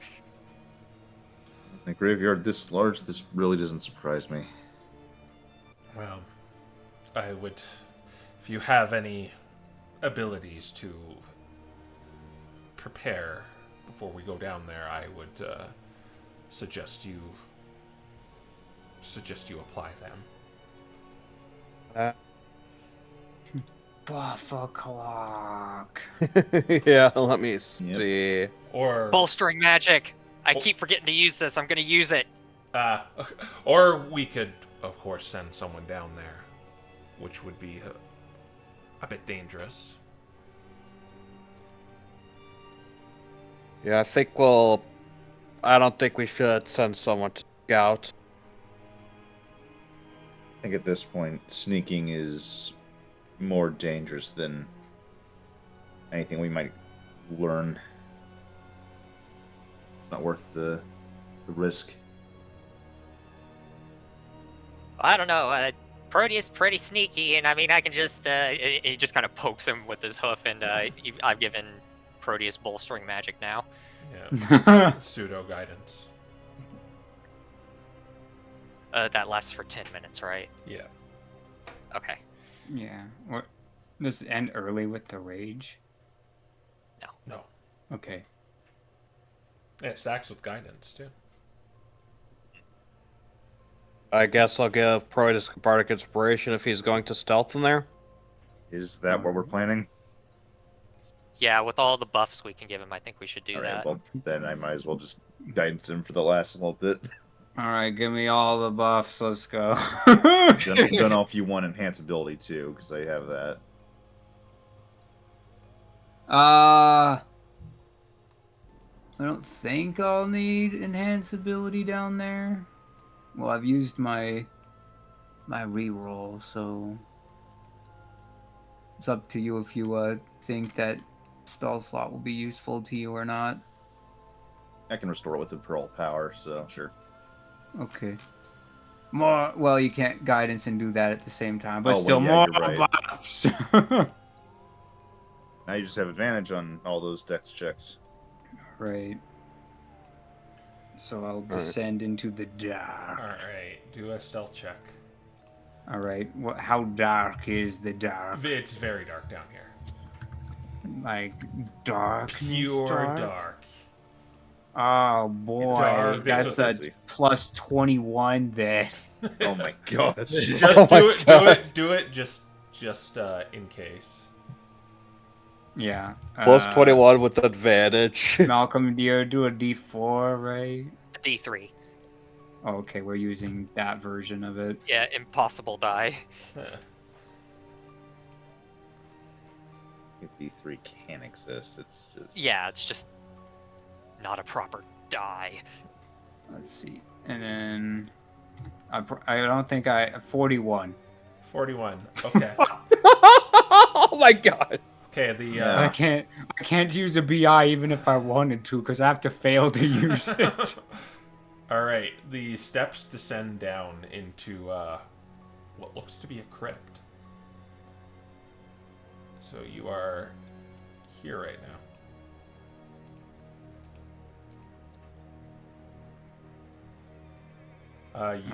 You see 4 stone coffins, pillars, and a staircase with a large stone door that goes.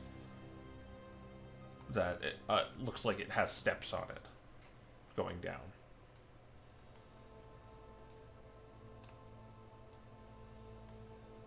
All right.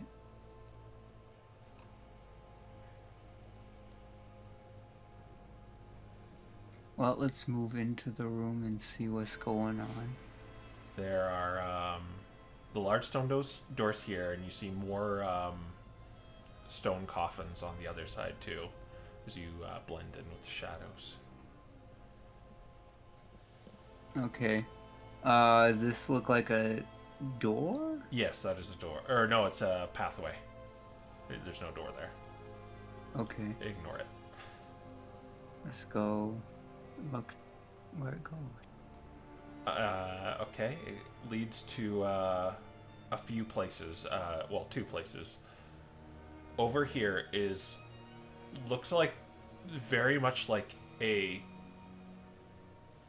altar with several. There's actually candles here, and it's still dimly lit because they're just candles. But there's movement coming from over there. You hear the sounds of movement. All right.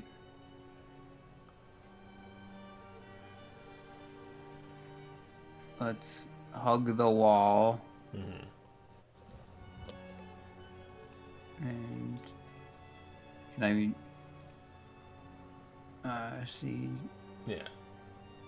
Well, that's not something you see every day. Yeah, you peek around the corner, and you see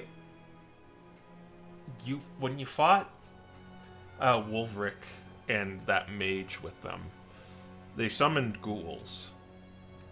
These shambling meat puppets that were used to do their bidding and attack you. And you see similar creatures there,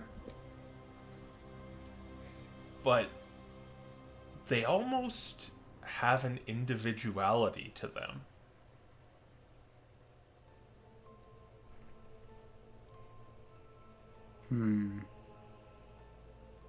Like they're not just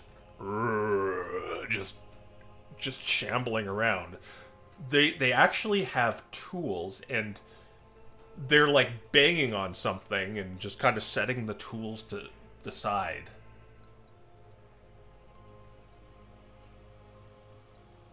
Like making music or like They're hammering. doing a job? They're hammering something, and you can't really see it unless you get a better peek into the room.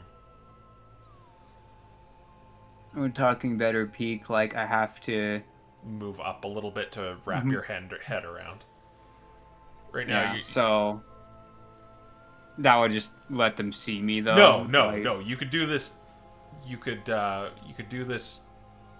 Well, your stealth is just so freaking good that you can just.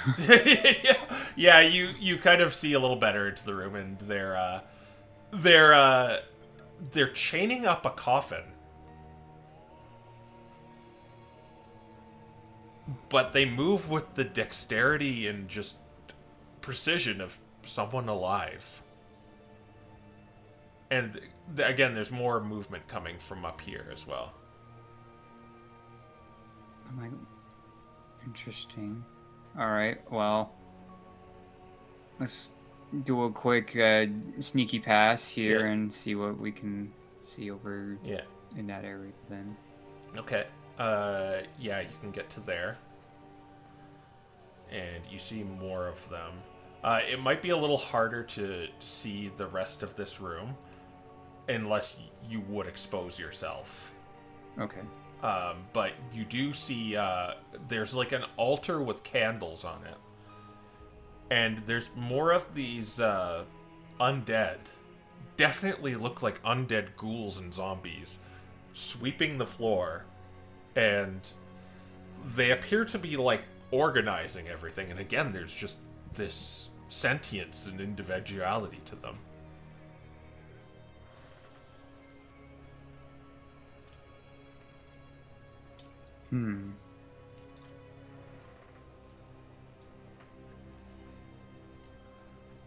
It just seems like they're like organizing, Yeah. almost like a living space. They're like, it's like housekeeping. And that's a well, actually, I'll make you do a history check with that.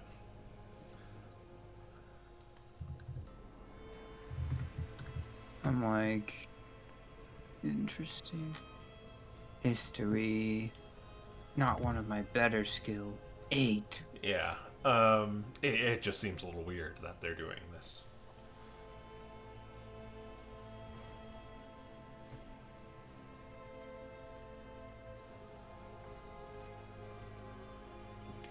All right. We'll head back this way. All right. And It's a large stone door. yeah. Am I able to open this door I will with have any amount of stealth, or is it like too big? I will have you do a sleight of hand check. Okay. And you go look at thieves' tools again. Not thieves' tools. Gloves of thievery. And it says you have a +5 to Dex sleight of hand checks. So, I guess by definition they would apply here. Yep, they would apply here. Looking for a 15. All right. And Malcolm's guidance It can only works. be used once. No, or it does just it's on you. It's on you It for just- 10 minutes. it just So keeps it's the head- going. Yeah. So it's enhanced abilities. So Yep. All right, so that's a 29. All right, you managed to crack open the door.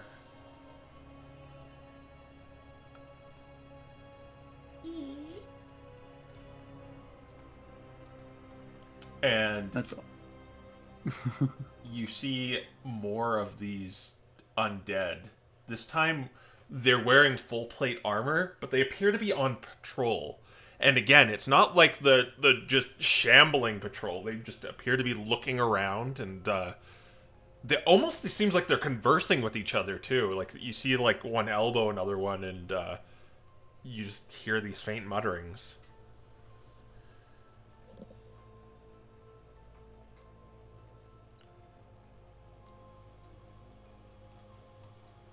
Huh.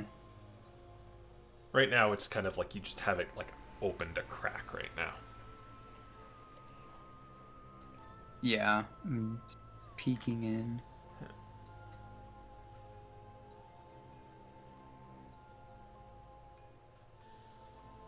I'm like, I have not seen anything that really matches the description that Malcolm gave, though, right? No. These just look like regular Pokemon with, ghoulish features, but nothing what you surmised what was stealing the corpses.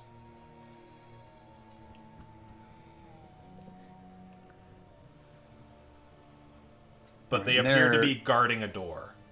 Yeah, that door down there.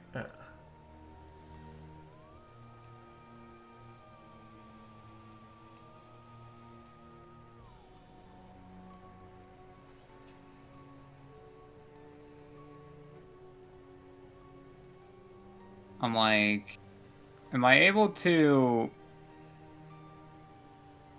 like, what are they talking about? Is it like normal guard talk where they're like, I can't wait to get off duty? Or are they like, I can't wait for Greg to be revived from the graveyard? Like, You can't really... They're kind of doing it in a whisper tone.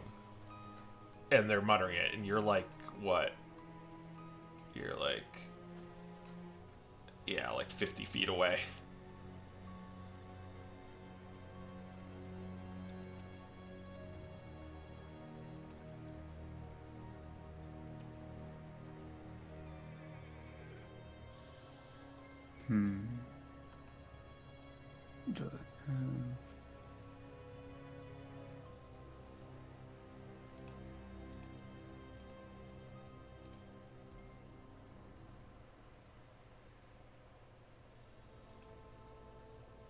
Yeah, I don't really have a means of hearing over there.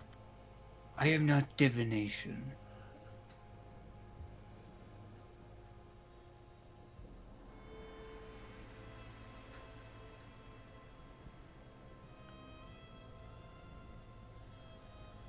Yeah, I think for now I'll return back. All right. Proteus returns back to you guys. And relay the information that they almost have their like spirits, I guess, in their undead bodies. So they're just doing normal people stuff? That sort of thing shouldn't be Sh- possible. Should not be possible. You're correct. Something up is going on there. Did we ever find the Regardless. janitors, guys? If I remember right, that was a trap set by Wolverick.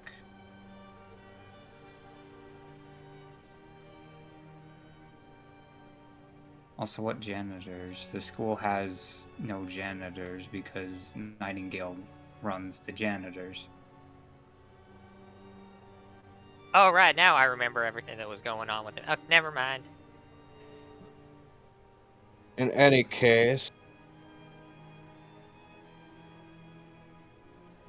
I I think can try to get deeper in there by trying to pose as them. However, because I know nothing about their culture or mannerisms, I very likely would turn hot. yeah, I think at this point in time we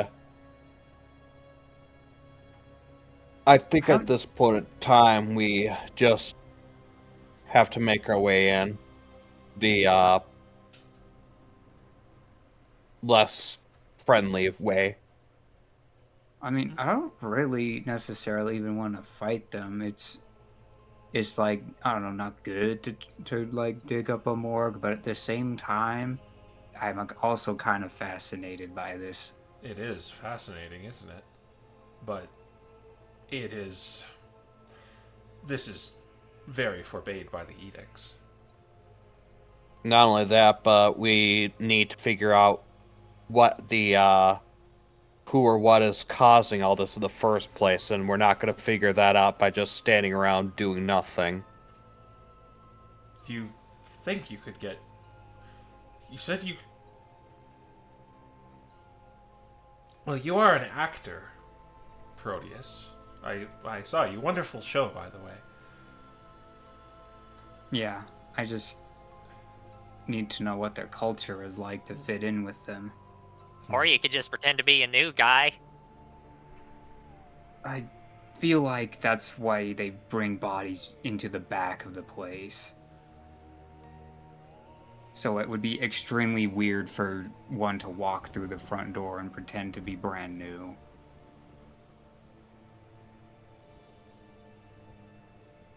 Your They choice were is out either doing chores. either going to be try and wing it and hope you can succeed, or we go in arms blazing. I don't think there's much other choices here. We can't leave this alone at the very least, so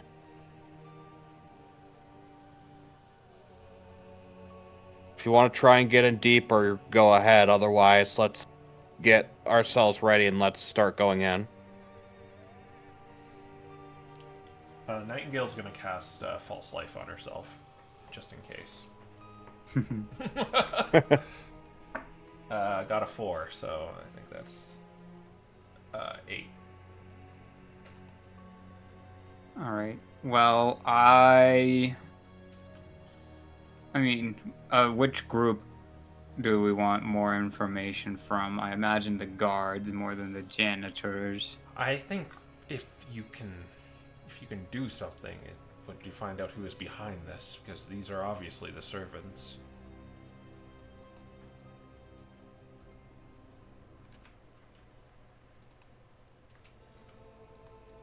But if we want to do Gorvin's plan, that might be our choice too. I don't want to force you to go in there and... I'm just saying that's pretty much just our only two options. Well, if Proteus ain't gonna go in there and talk to him, I will. If there's someone that can do something stupid, it's always me. Well, then I'll take a stab at it. I think that the janitors would be easier to work with because that's an easy task to know what to do.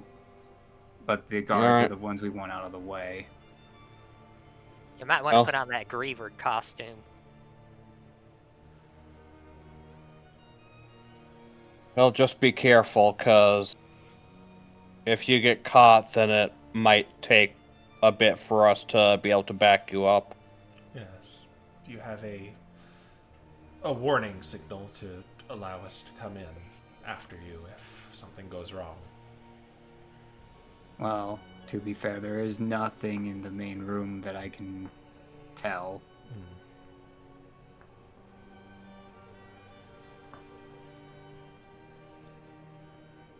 But I Well, suspect if things if went things- wrong, we're just going to end up hearing it. yeah, I have a feeling that you'll hear it one way or another. Okay. Well, be careful.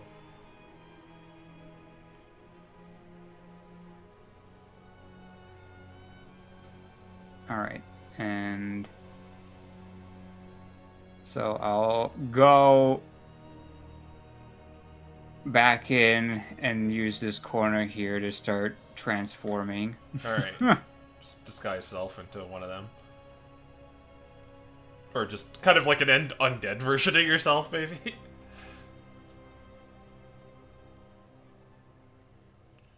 Yeah, that might be the easier method to go for, just so that way most of the physicality holds up to some level of scrutiny. Okay. So you go in with a Halloween costume. All right.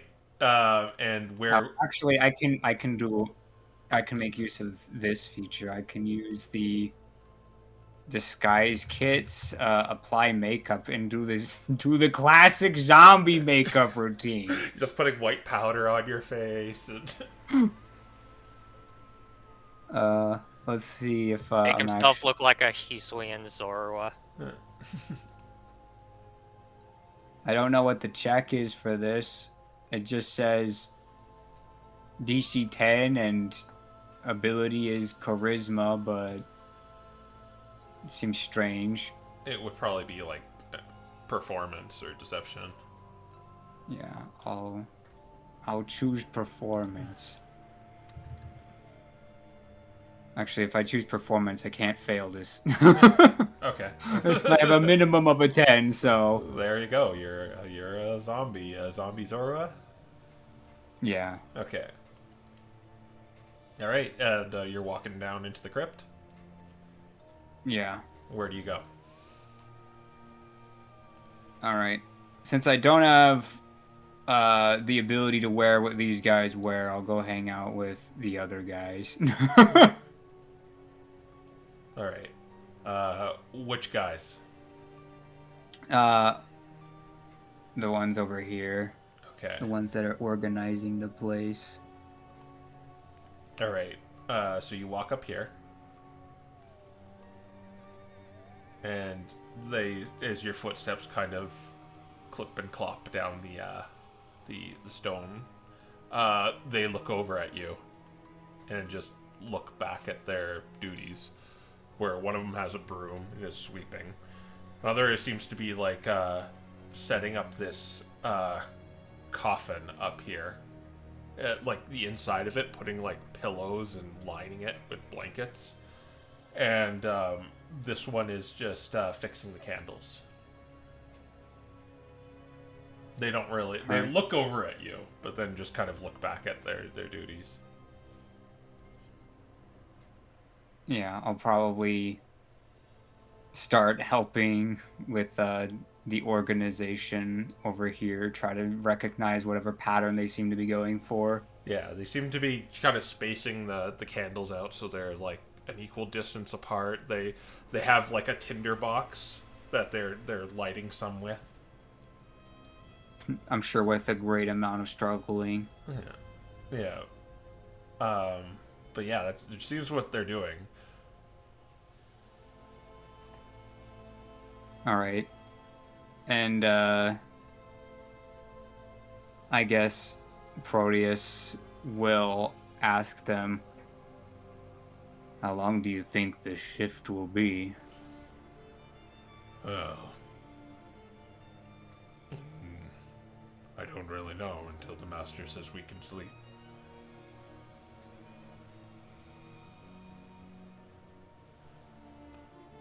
Out of curiosity, just for some details, are they just in like various states of decay, or are they mostly still intact bodies? They're decaying. But as much as it would with an animate dead spell. Like, they are decaying, but they're kind of maintained by a spell, obviously. Okay. All right. And Proteus will more or less keep saying, well, I think with 4 of us here, we'll be ahead of schedule. Yes, I would like the shift where we can just sleep in a coffin.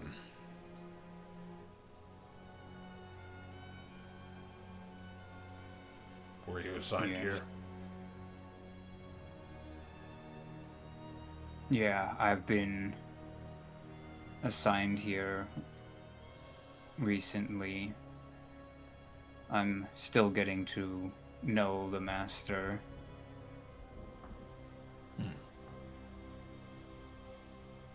Well, if you're new here, you'll enjoy the guard duty. We just... We're only if you're on guard duty, you're only needed if someone unwanted infiltrates the place. But that never happens.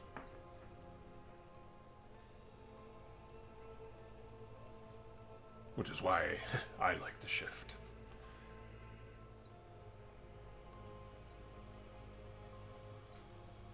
Yes, I think that a shift where you don't have to do anything is much preferred, more restful. Yes.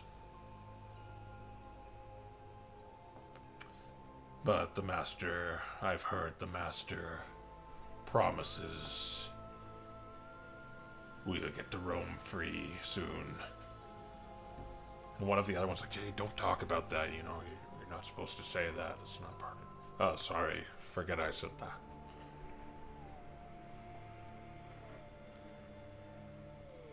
Well, I think it would be nice to have a second chance. Yes. Yes.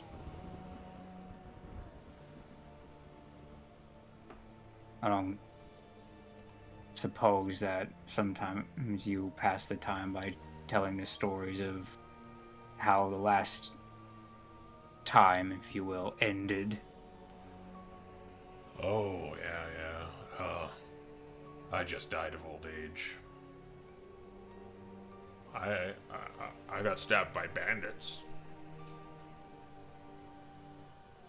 I don't want to talk about mine. Well, if it's any consolation, I choked on my own spit. Wow, how'd you manage to do that? I wish that I knew. Sometimes you're in the wrong place at the wrong time, and jokes are lethal, is what I discovered. Yeah, there's, I think Greg, who's in, down the stairs, he's by the master's room. He died in his sleep, and that's so weird, because the finality of death, we all remember it, right? You remember choking on your spit. But, you know, dying while you're unconscious, that's just so weird. Yeah, I just wakes up again. It just makes you feel like it was a dream, right? Well, that's what I think. Yeah, he might think this is his life and the past one was a dream. Yeah, wow, that's deep. Poor Greg. Yeah. And kind of while we're passing the time here, does this coffin seem like vampiric-ish? It, do a religion check. Ah, vampires, my favorite religion.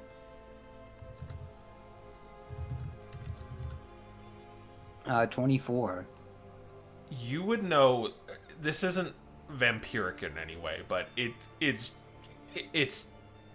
a very expensive coffin. That someone very rich would bury their someone very important, like a noble, would. Even for nobles, this is like quite exquisite, but it's just like a really, really expensive looking coffin.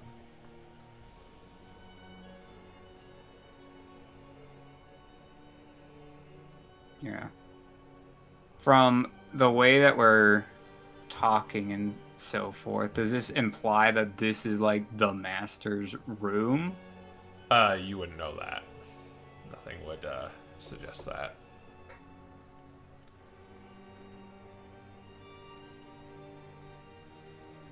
All right. I guess Proteus will more or less try to turn the conversation to that then and say, so, think you'd ever want a room like the master's? Well, I haven't seen the inside of the master's room.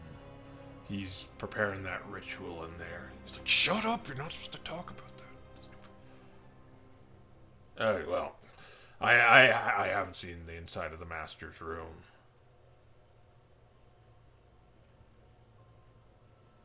Yeah. Makes you wonder a little bit why he wants us to set this up instead of his own place. Well, this is for the one who goes and gets us. Don't you? You probably didn't see him, but if you're new here. No, But he brought you help and brought you to the master. Well, it's a shame I can't thank him for his diligent work. I think I might have heard him leave, mumbling some chant, perhaps. He sings, yeah.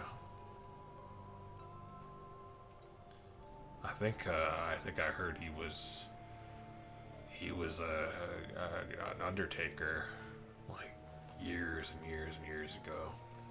The master did something to him.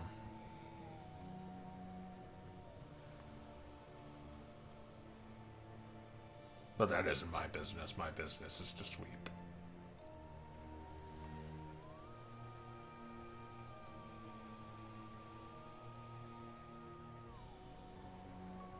Yeah. How long do you think it'll be before he comes back and I'd have a proper chance to thank him for his work? Well, I think he was just out, so he doesn't come back till about morning. He likes to sleep. That's where we're prepping it all up from. Is that what you were sent here to do? Oh, that's more of a personal task I want to do is thank him for his work. Well, you're probably gonna have to wait till morning. But what is it that you're supposed to do here?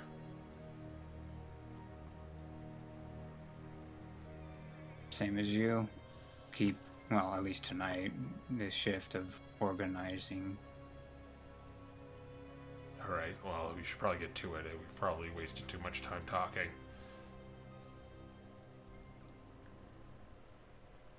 Yeah. And so the the body taker, snatcher guy, whatever Nightingale called him, he has not left the building No. as far as we know. As far as you know, like the party's in front of the headstone, and you've been down here, and no one has seen him leave. But he's not showing any signs of coming back this way, and they also say that he won't return until dawn. Yes.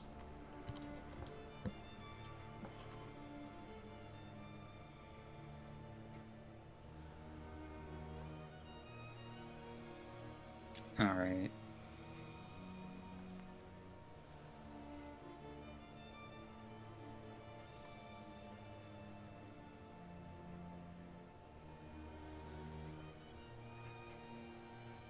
What do you do from here? Yeah, I'll try to more or less see if I can finish up the whatever it is I'm doing on this mantle here and see if I can't break away. Like, there's a broom you can take, and you can kind of go down the hallways and get away from here. Yeah, then I'll do that. Alright. Alright, and where would you go after that? All right. So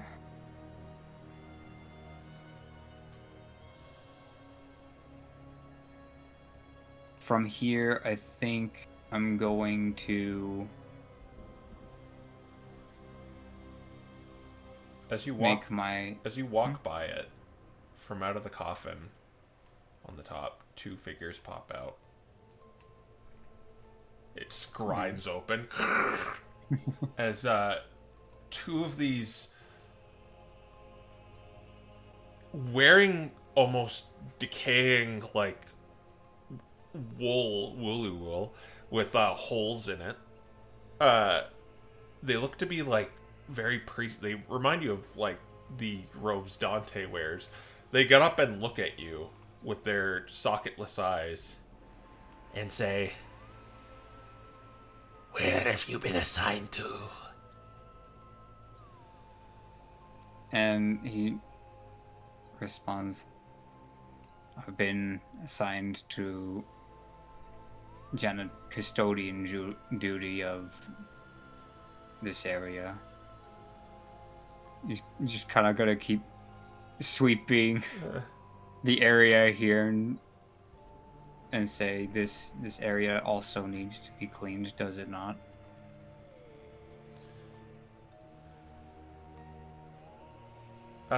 Do a deception check. All right, that's where we find out they like it dirty.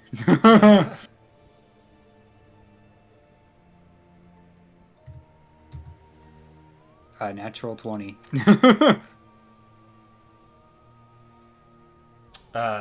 They look to each other and they look back at you. Keep on it. And they go back down and the lid slides back over them. Alright, so now I know the area is being watched, which makes it very difficult to escape. I'm gonna try to like sweep up to this pillar, try to use it to hide some of the movements and pull out my favorite copper wire. Yeah. All right. Yeah. And see if I can Yeah. message Dante out in the lands. Dante, you get a message. Well, let me just check for a moment. Yeah, you can definitely do it. Yeah, and Proteus will we'll say, I think there's more than one entrance and exit to this area, and the area I'm in is currently being watched. I doubt I'll be able to escape now. If you want to try to sneak in, you might be able to. Well, Do you I want should us to say- find the other entrance? Since I can If I- respond through the message. Yeah. I'm kind of like, sweep, sweep, sweep, sweep, sweep. Yeah. Go up to the next pillar, do it again, Yeah. and then say,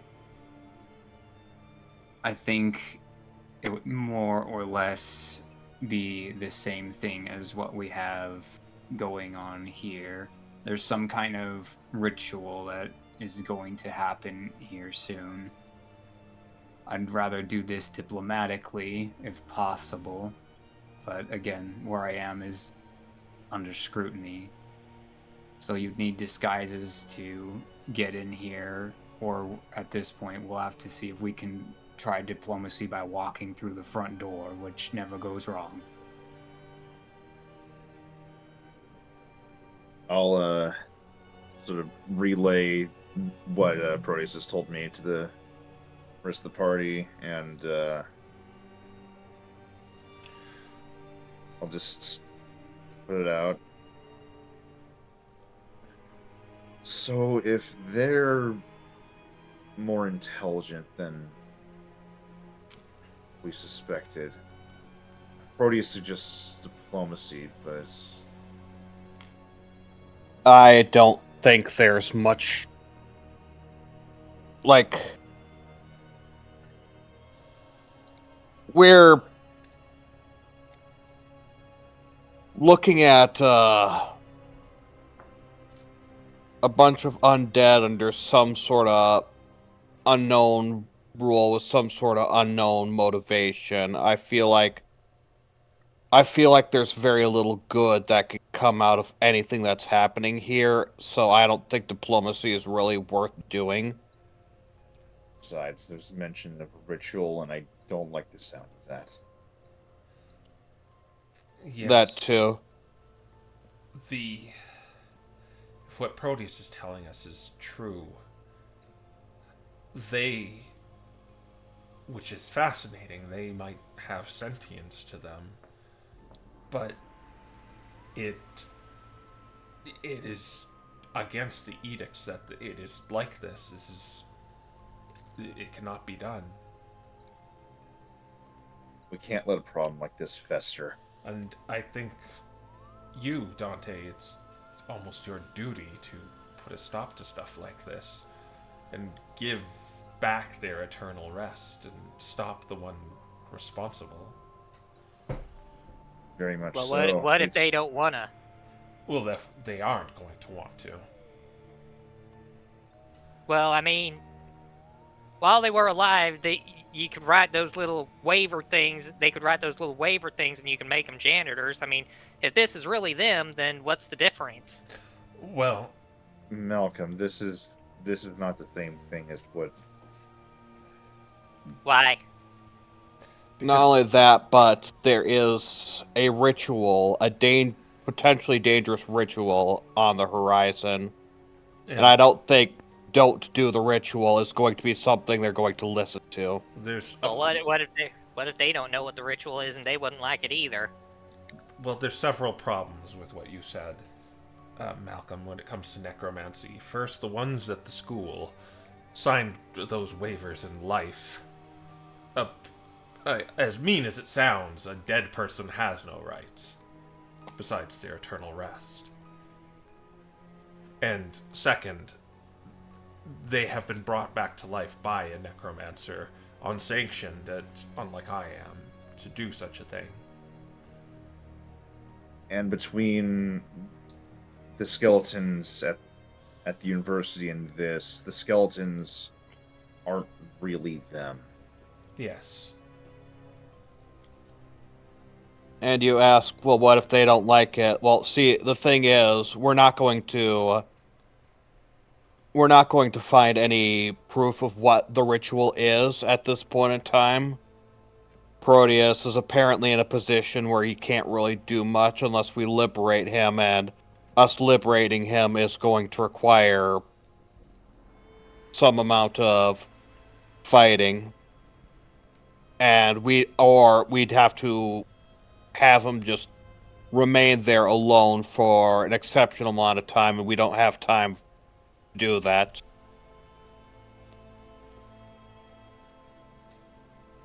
Malcolm doesn't look Besides- satisfied, but he doesn't say anything further. Besides, they never asked to be brought back like this in the first place, so who knows what their perspective on this truly is.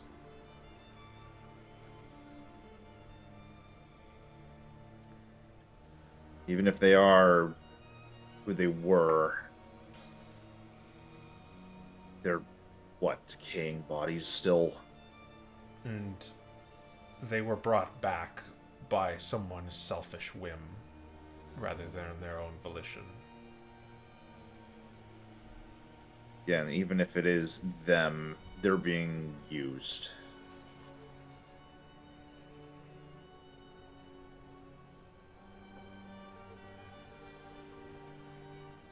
Malcolm doesn't say anything else. Well, shall we go down and put a stop to this? Yeah. If we gotta. All right. Do I need to read rage? Yeah, you would need a new rage. Okay. Yeah, Nick is gonna cast Font of Moonlight before we go in as well. Anything past here? Okay, flowers and vines. So it's like difficult terrain then. Yeah. So go to the new aura thing. Click Malcolm. I guess I can do it Okay, for you. let me refresh. I can't see anything. Oh, sorry. I need to put you all there. Oh, okay. Yeah. Yeah. Okay. All right, let's see. Edit auras. I did it for you. Ah, okay.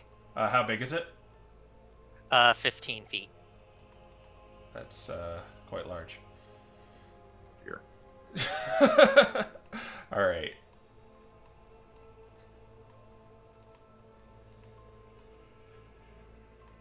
Alright, I'm gonna use the aura as well, just for how much light Font of Moonlight is giving me. All right. How change It's the bright- color? I'm Okay. pressing the Light. color. 20 feet. What color do you want it? Green. All right. I'll make this. I was gonna try and make it yellow, but then I'm conflicting with Malcolm's color. Oh, I didn't. That's why I didn't do it. Using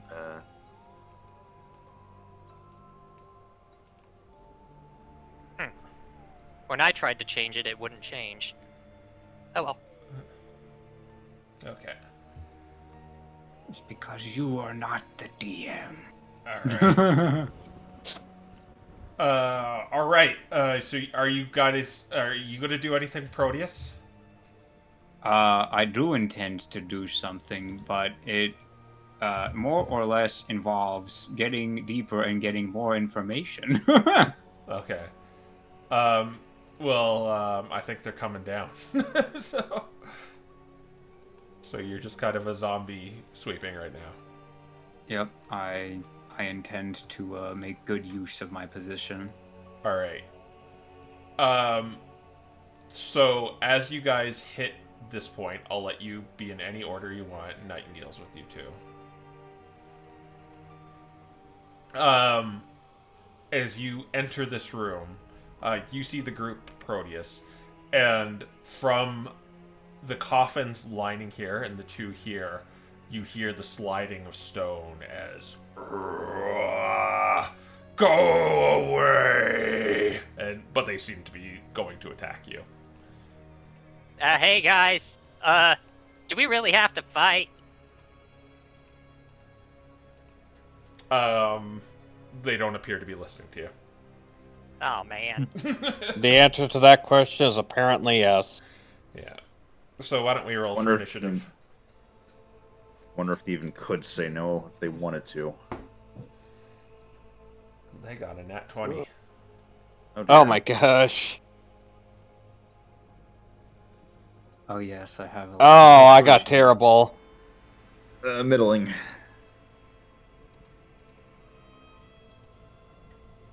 Uh, 19.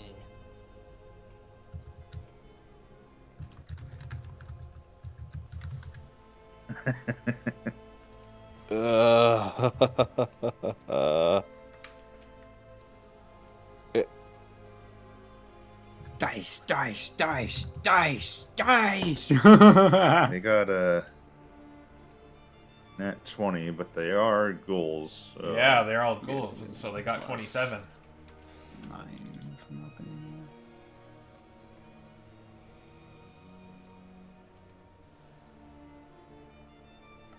Fast kind of zombies. Yeah. If we enhance ability, It's more like the new- charisma, I have It's more like the advantage new on monsters just give like crazy initiative. No, to these things. are not from the monster manual. Oh, interesting. Yeah. I was over Well, here it like, seems they still get crazy initiative. ghouls are usually slow. No, they're not. These guys are ravenous ghouls. It makes sense that I have the same initiative as them because I'm one of Oh them. my gosh, that's actually really funny. Okay, I'll let We won. I'll let Proteus would get to go first because they just have better initiative. So I'll let Proteus actually act first. All right. He's going to.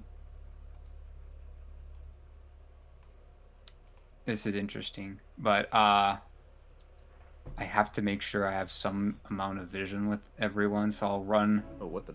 10. Everything disappear. Refresh. Oh wait, I Fine. know why, because Proteus is. I didn't set you guys. I ran away, and Oh, you you're have doing no power anymore. I don't know why it's only the vision's only on Proteus. It's probably Yeah, but- because I'm in DM mode or something. I don't know what happened. Yeah, so Like if It's weird. 'cause now I like can you see have to both assign Proteus the vision. owner when people enter the room, unfortunately, Yeah. and that's. yeah, Oh, you I all have that. 60 feet of dark vision. Yeah. All right. yeah.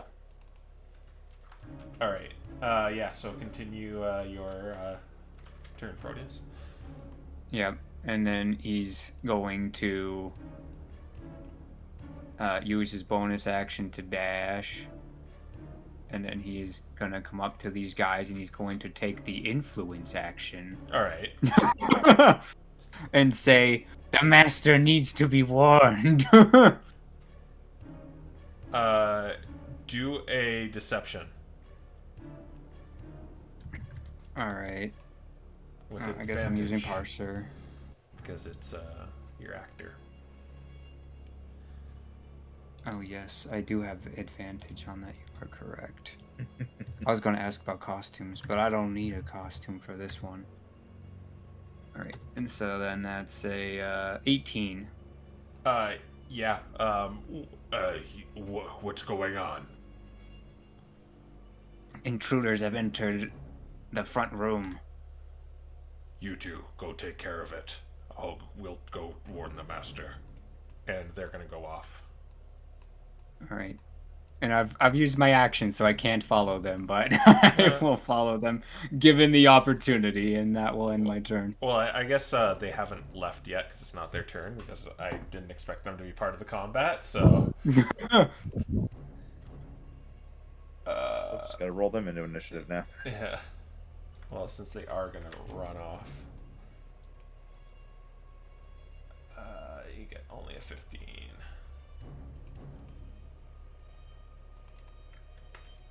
All right. Yep, you have done that. Anything else? Nope, that should be everything with my turn, and we'll get to my second turn later. All right. They're all going to get up, and they're going to use their aggressive trait to get into your grill.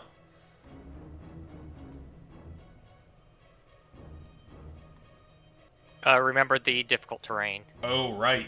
Okay, that matters. Difficult terrain always making things. Okay, so they use aggressive. Get to there.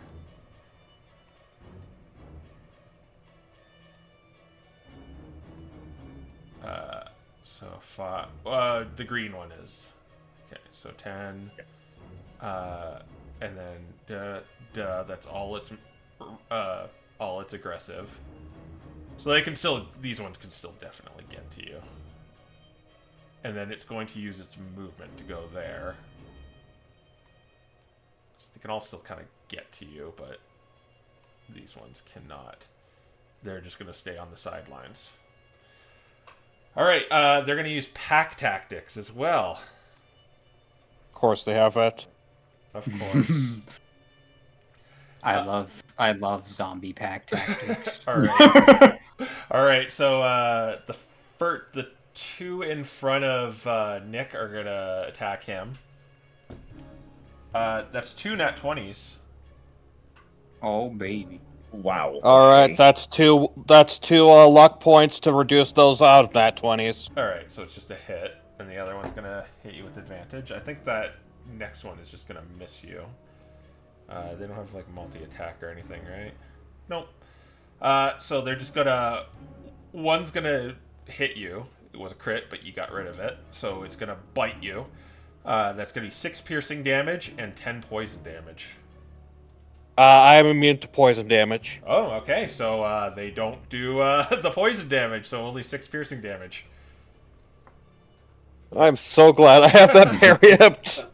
All right. So then 3 are gonna attack you at advantage, Malcolm. Does a let me try to memorize their modifier here. Does a 16 hit you? No. Okay, first one missed. Second one missed. Double 10s on the dice, so that's a miss. Yeah. All right. Yeah. All right. That's they all miss, and they don't have a ranged attack. So we go to Proteus's opening act. All right. So since I cannot be with you physically, I'll be with you spiritually, and I am going to cast. I think. Yeah, realistically speaking, you guys probably want something with strength because I have a feeling grapples are about to happen. So I'm going to use a 3rd level summon beast.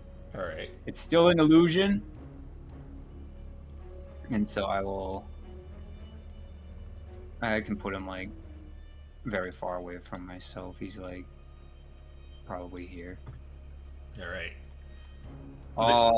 Yeah, I can put him like over here. You guys look like you have ranged attacks. Not anymore. And so I'm going to go with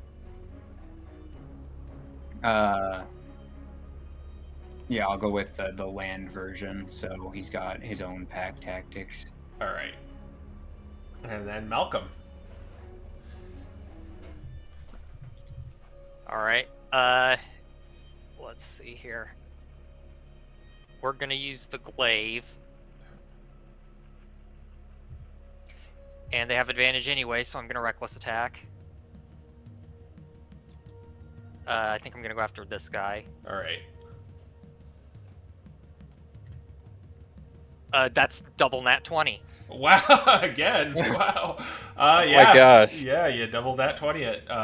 Make sure you put into account your barbarian stuff, because barbarians get crit stuff. Okay. Let's see here. Oh, I forgot. Forgot Nightingale. Let's see what kind of crit stuff. I don't know of this crit stuff. Do you get like to hit another guy or something? Is that? Oh, that's the Great Weapon Master stuff. Yeah. Okay. The bonus action is ready. When you hit a creature, extra damage to the target. The extra damage equals your proficiency bonus. So that's an extra 4 at this point, I think. Yeah, we're level 9. Oh no, wait, that's just part of the normal thing. Never mind. Yeah, it should just be when you crit or kill something, you can make an Right, extra okay. attack as a bonus action. Okay, that's 29 damage. You rend him asunder, and he falls down. Bye, Paul. That I was- hope you weren't a nice guy. And he's gonna hew into this guy. All right, another attack.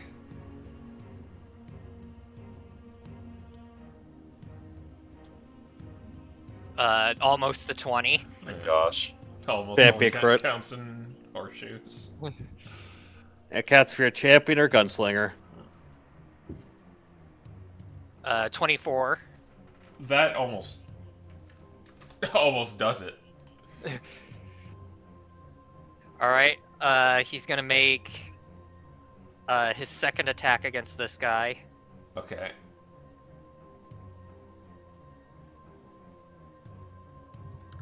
Hang on, I think it. Actually, reduce what I did to that guy by 5. All right. Yeah, because you don't add So, your- yeah, and then I'm gonna attack this guy again. All right. Yeah, go for it. the bonus action. Smoosh. This actually isn't the bonus action yet. So that's gonna be 22. That does it. That hits. All right. 17. You knock it, falls to the ground. Just falls to its knees and falls face down on the floor. All right, and then the bonus action attack is going into the guy in front of him. All right. Oh, that might not do it. That is a 13. That hits. Oh, wowie. The commoners. We're killing commoners. It's all an illusion. 17. Yeah, okay, good round. Unless you got some more in the tank. Nope, I think that's everything. Alright. We go to the champions down here, who are gonna go notify the master. And these two are gonna go off. Oh, I think I may have actually. Yeah, sorry. And these ones are gonna start advancing up here. 25.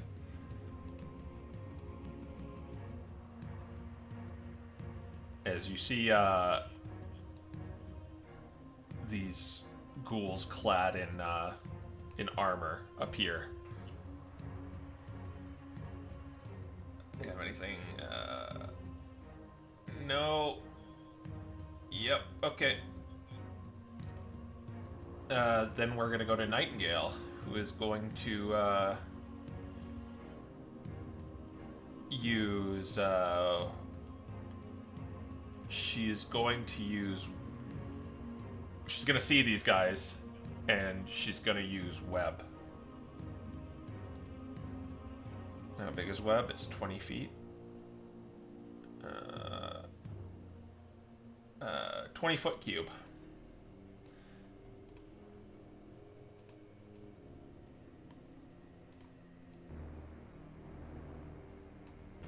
I'm gonna do dex saves for all of them.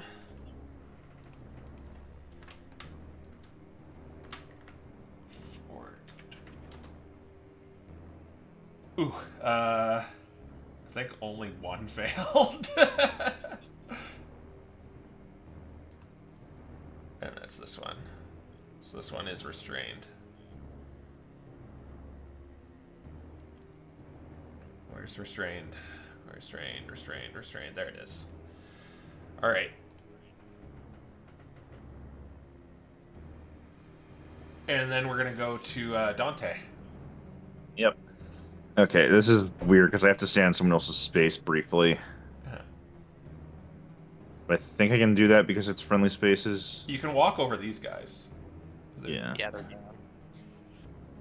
It means I have to risk an oppie here. Good luck.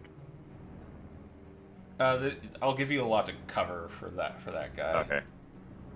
Yeah, it'll miss.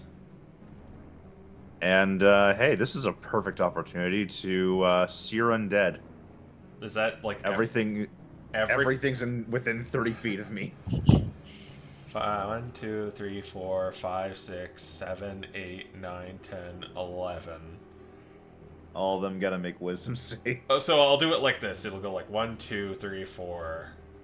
Or no, wait. 1, 2, 3, 4, 5, 6, 7, 8, 9, 10. Like that. Okay. Solid, deep polyhedral math rock. This wisdom save? This is a wisdom save. Okay. You guys see it, man. 20 in there. Hello, So natural one. Let's see. The ghouls. They're a straight roll. It's the priest dudes can resist the only this. thing that got a 17 or higher. Anything that got a 17 or higher. Okay, which number are the... They would be 1, 2, 3, 4, 5. They are 5, 4, 5. So 3, 4, 5. One of the ghouls passed, or the priests pass. Right. The champions. They have a. They both failed. So the only thing that passed was one of the priests. Nice. He conveniently got the nat 20. All right. Burn. Steer them. Blah blah blah blah. My cleric character is very happy right now. Do it. And it fails, it's... Okay, so it's only if it fails it takes it. Yeah.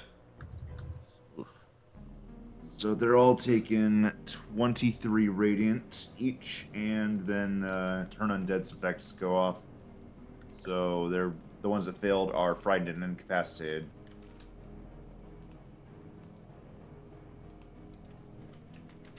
All right.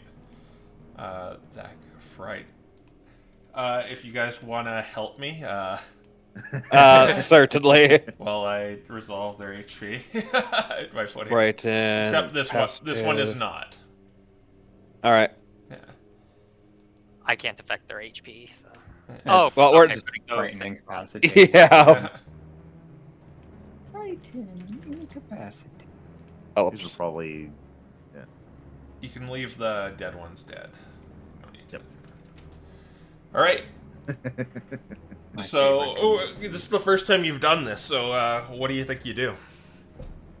I imagine Dante just, as he steps forward here, he just invokes the sort of energy of Yveltal as like this visage of these wings just appear behind him, and this wave of radiant energy just bursts forth. Yeah. Just everyone feels it here. Beckoning them to return to the grave. I think you missed the HP on this guy. Yes, I did. yeah. There's few HPs that I missed. These guys I did. I think everyone else Okay. I have done. Probably did this guy too, Yeah. I imagine. Yeah, I did him. Okay. Yeah. Okay. Yeah. Right. Yeah. I think you still have your turn still going on. So. Yep, that was just the magic action, and do I even do anything with my bonus action? Just punch one. Yeah, honestly. Go back to the grave. Owie. Back. Yeah, I'll just punch that guy there. All right. Plus 8. That's 26. That hits. 4. And he takes 6 bludgeoning. And he goes down. So, Okay, good, because otherwise he would have had it go away and still been up, and that would have been awkward. yeah. Yeah. The normal ghouls just all don't look very hot right now. After that radiant burst from Dante. Okay. Yeah, and given they're all frightened, I'm not really too scared of pushing forward, so I'm going to go ahead and move here. All right. And how long does this incapacitated and frightened last? Is it another? It is a full minute. A full minute. No repeat save. Let me double check. It ends early if it takes any damage. It doesn't say anything about repeating the save, just that if it takes damage, it loses the incapacitation and frightened. All right. Yeah, or if you get incapacitated, it will. Yeah, if also I- end. This one that is frightened and incapacitated is just gonna move over here.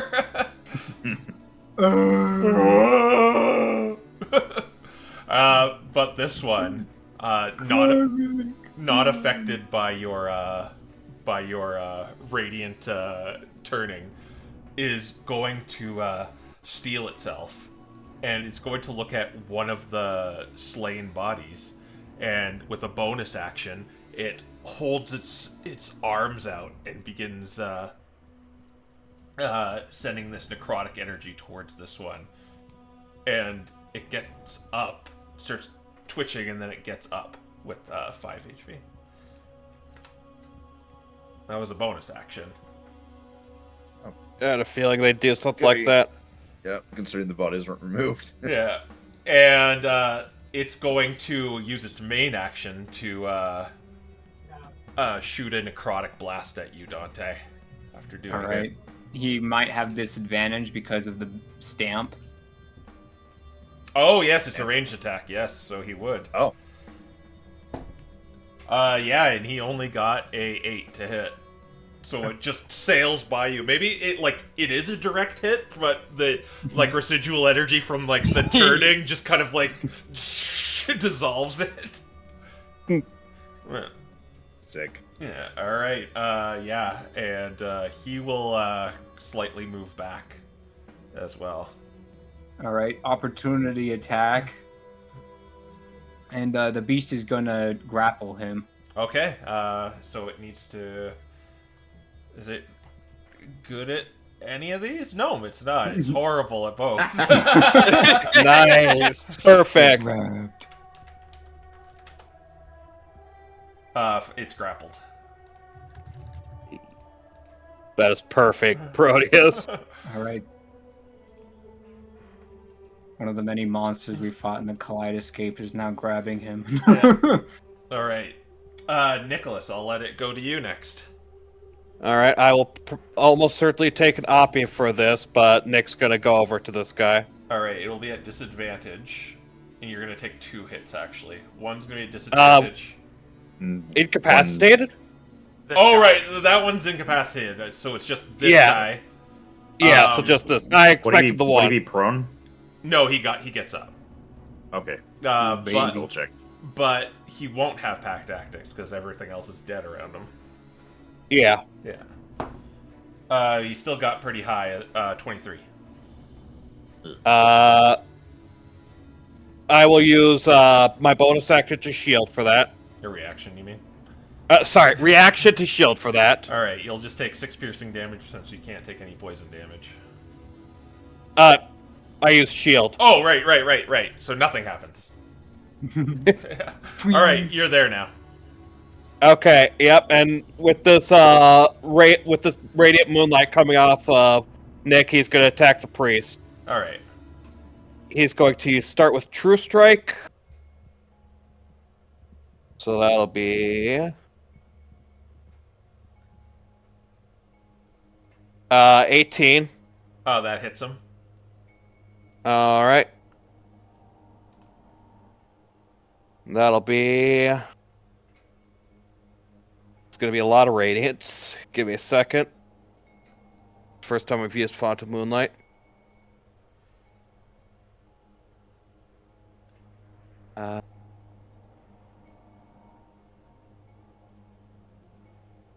So that'll be 20 radiant damage. All right, he hisses as all this radiant energy hits him.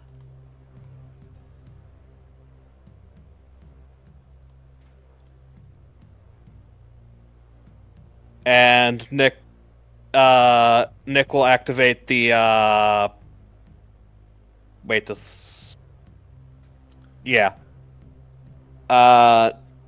Nick will then make a second attack. All right.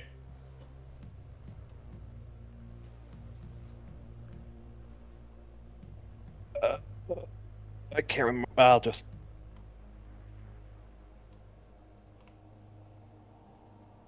17. That hits him. Okay.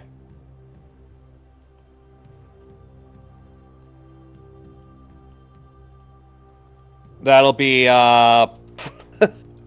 5 radiant damage. Doesn't matter. No, it doesn't matter. Okay, that'll be 11 combined slashing and radiant damage. All right, you have bloodied this priest that's currently being like held by Proteus's summon here. Alright. And for his bonus action, Nick will give Dante a bardic inspiration, and that'll be his turn. All right, then we'll go back to the top of the round with Proteus. Okay, so I realized I put myself in a very strange position here. Without. So I 90 feet. This. I don't know how far I can get before it won't work anymore, but I will start by having the beast. It's weird. I have to use my bonus action to make it attack. I've come to realize because it obeys verbal commands by me only. So, yeah, I have to use minor illusion, otherwise I'll reveal myself. Okay, So I'm going to have it attack the priest. He got a 19. that'll hit the priest. All right, and then he does D8 plus 7. He does 9 damage to him. All right, so it just gnaws at his leg. It almost rips it off. Bites down harder. And then I'm gonna keep going this way. You're gonna follow him into the next room. I'm gonna try to. All right, how I much wanna movement do see you have what- left? 5. Unless I dash or something, but I wanted to see what we're up against over here. Control C then, your token. Okay. Oh boy. Oh boy. Control C has been pushed. All right, and I gotta do it as well. All right. Oh boy. Paste it down. Did it work? No, it did not. Wait. Okay. Hello. Hi, where are you? I can't find I'm you. somewhere in the middle. I think. Wherever this Oh, location you're is. here. Okay. I don't know where I truly am, but You're going down these stairs here. okay. And it appears these guys are going down.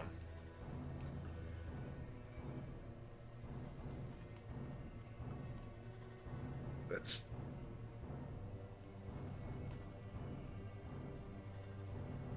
All right. You are in this underground ruined study with several arcane components lying about, with shelves of books lining the walls. There are several more of these undead guarding, standing like almost in a patrol. But you see over here these 3 figures kind of concentrating in the center of this conduit with arcane glyphs marked on it in the ether.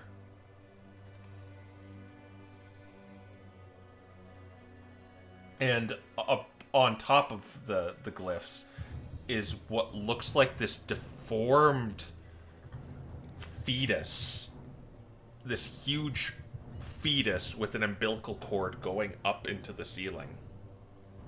It is all shriveled up, decaying, and it isn't moving, but it appears these figures wearing pumpkins on their heads, holding out their arms towards it.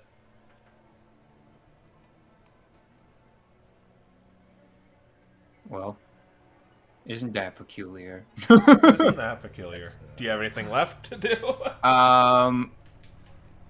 So Given that this is new stuff, I will probably have to make a check to get the answer to this, which I'm fine with. But if I joined them in the circle and dropped concentration after joining it, how much damage or how much time would that buy us? You don't really have an inkling of what's going on here.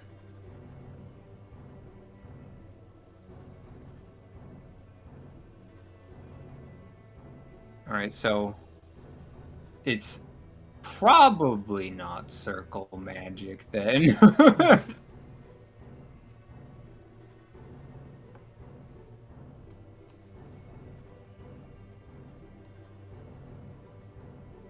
All right. Are these guys still like running after? Yeah, they look to the be master? going. They look to be going this way to here. Okay, so more or less they look like they're just gonna run through these guys. Yes. Okay. I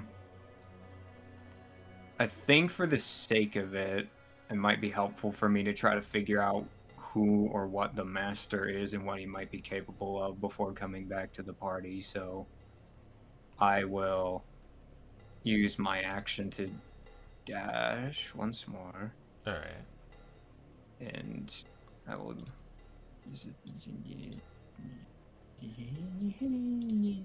Something like that. All right, and yeah. They will say to you, "What are you doing? We will go warn him. Go defend us." I guess at this point, Proteus will say, "Very well, but I think I'm faster than you." Do a persuasion.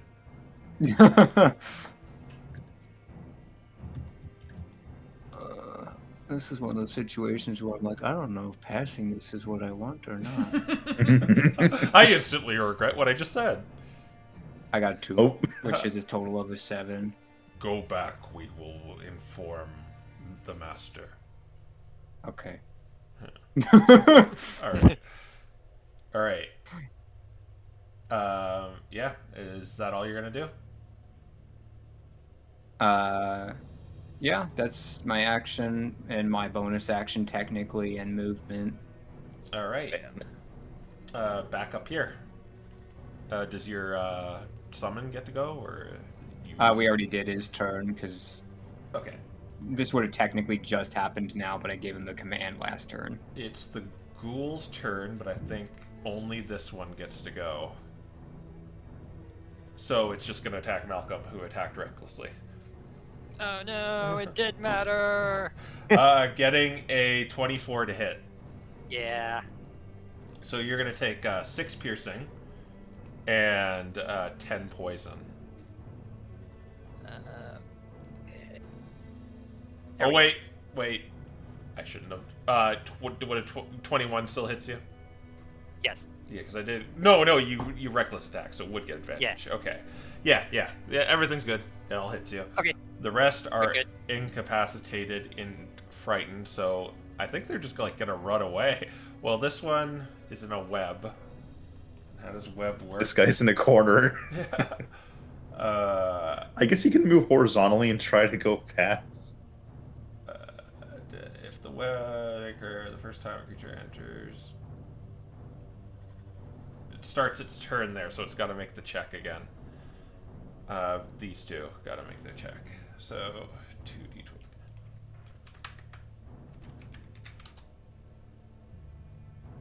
2d20. One passed, one failed. I'll say this one passed, and it's gonna just go this way. And this one is stuck, so it is now restrained. Yeah, those are the ghoul's turns. They were all like pretty much taken out, so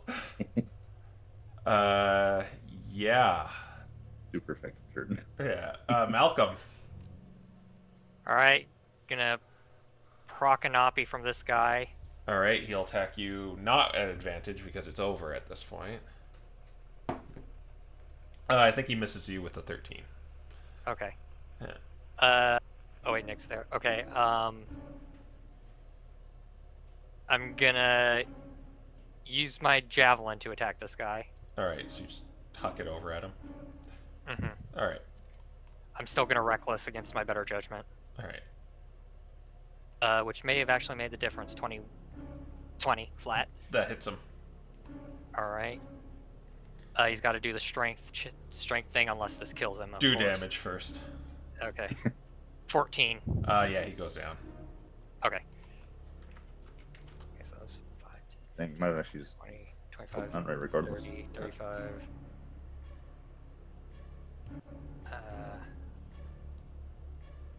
Okay. Can I get a good shot on this guy? I'll give him a little bit of cover, but yeah. Alright, I'm recklessing anyway. Be Same roll. How, Literally same roll. how high is that? It's a 20. That will hit him, yes. Alright, strength check. All right.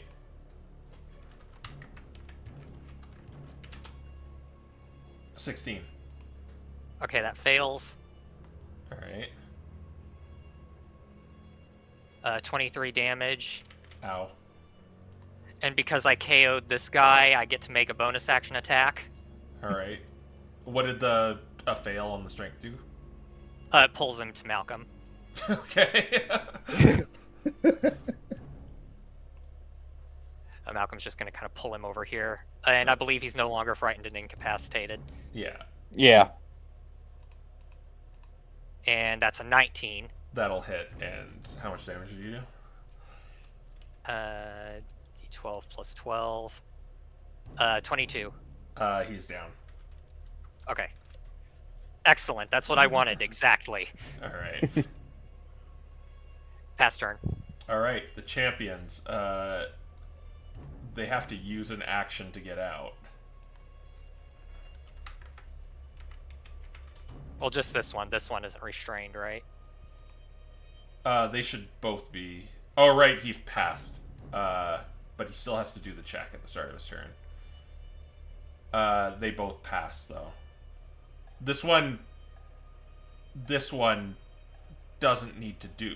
Well, he's frightened and incapacitated, so he can't really do anything anyway. So they're both that way. So he actually can't even make the check to get out. He's just stuck in there. So yeah, I forgot about that. Yeah, their turn just goes away, I guess. Nightingale's gonna she's gonna just try and finish off the ones that are still alive. So she's going to use Chill Touch on this one over here. What about this one? This one's... Oh, right, that one's not. Okay, yeah. Yeah. She's smarter enough to do that. So Yeah. Getting a 17, which hits him. And Chill Touch is what? Where's my Chill Touch? I believe it's a D10. Yeah, it's D10 necrotic. No, D8. Yeah, it's D8. Oh, really? They changed it.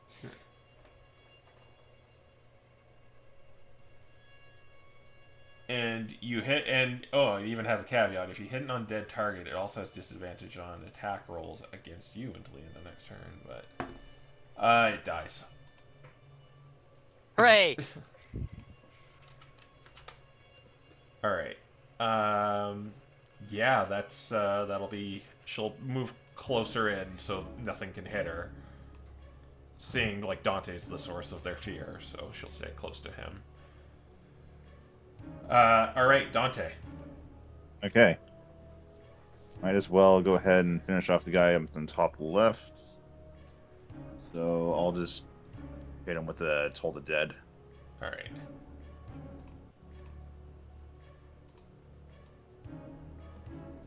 Whiz save.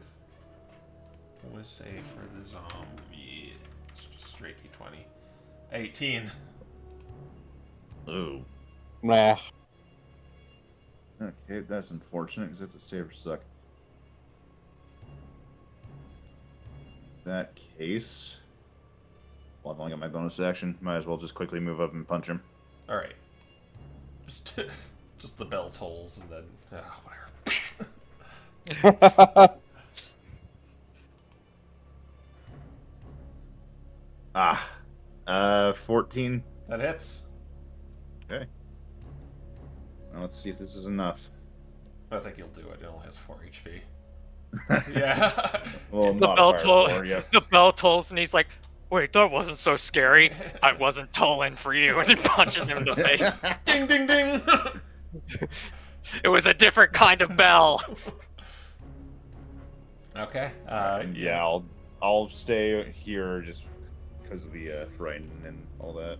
All right. The priests are gone. Actually, I'll keep them there.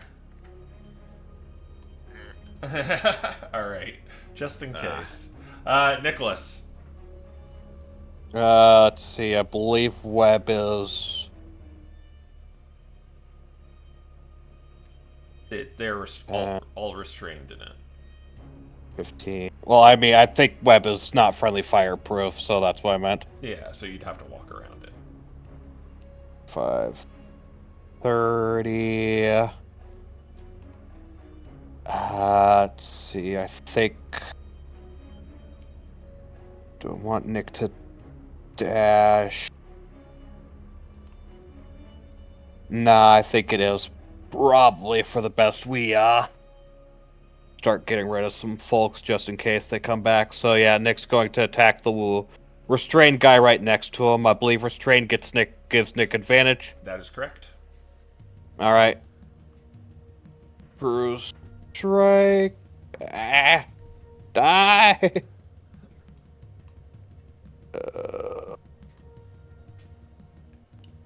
18 plus a bunch, so that'll hit. Yep.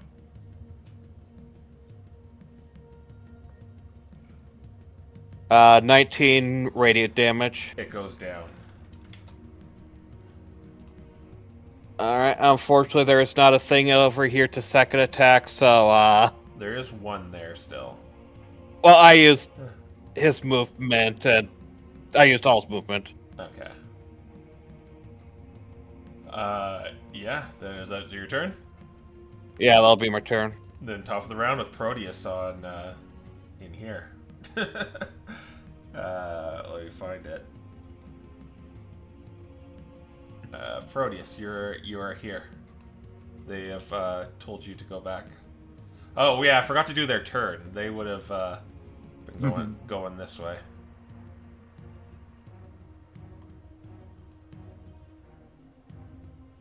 Alright. Alright, Proteus. Alright. Well, I've been commanded to make like a tree and leaf. Alright. Alright, so don't worry, I have your token on the other ones. You don't need to copy. 30 feet. You are now right here. Alright. Well, how much reach do I have with this spell? It gets weird when you're an illusionist. 180. Wowie. That's more than enough.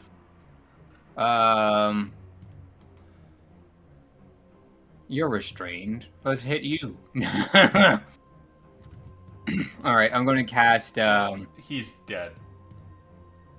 no, he's restrained. Oh, this one. Yeah. Definitely. So I'm gonna start shooting him with Phantom Assault. So I can make 2 attacks against him. And it's verbal, so no one knows what I'm doing. 28. That hits. Alright, he takes 5 force damage.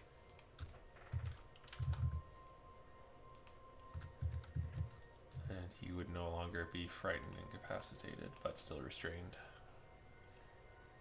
Yep. And then I will hit him again with a 27, maybe. That will hit him. Alright, he takes 6 force damage. That was nice. For the purposes of this cantrip. Okay. and then I'll once again have to keep up the ruse by using my bonus action to minor illusion tell the beast to help definitely knock me out and run over here and start attacking this guy. Does it? Is it gonna run into the web? Oh yeah, that's a web. So just a voice just comes out of nowhere. It's like, go attack him. Does he have the movement for this? Maybe. 5, 10, 15, 20, 25, 30. He does. Yeah. Get him, boy! Sick 'em. Alright.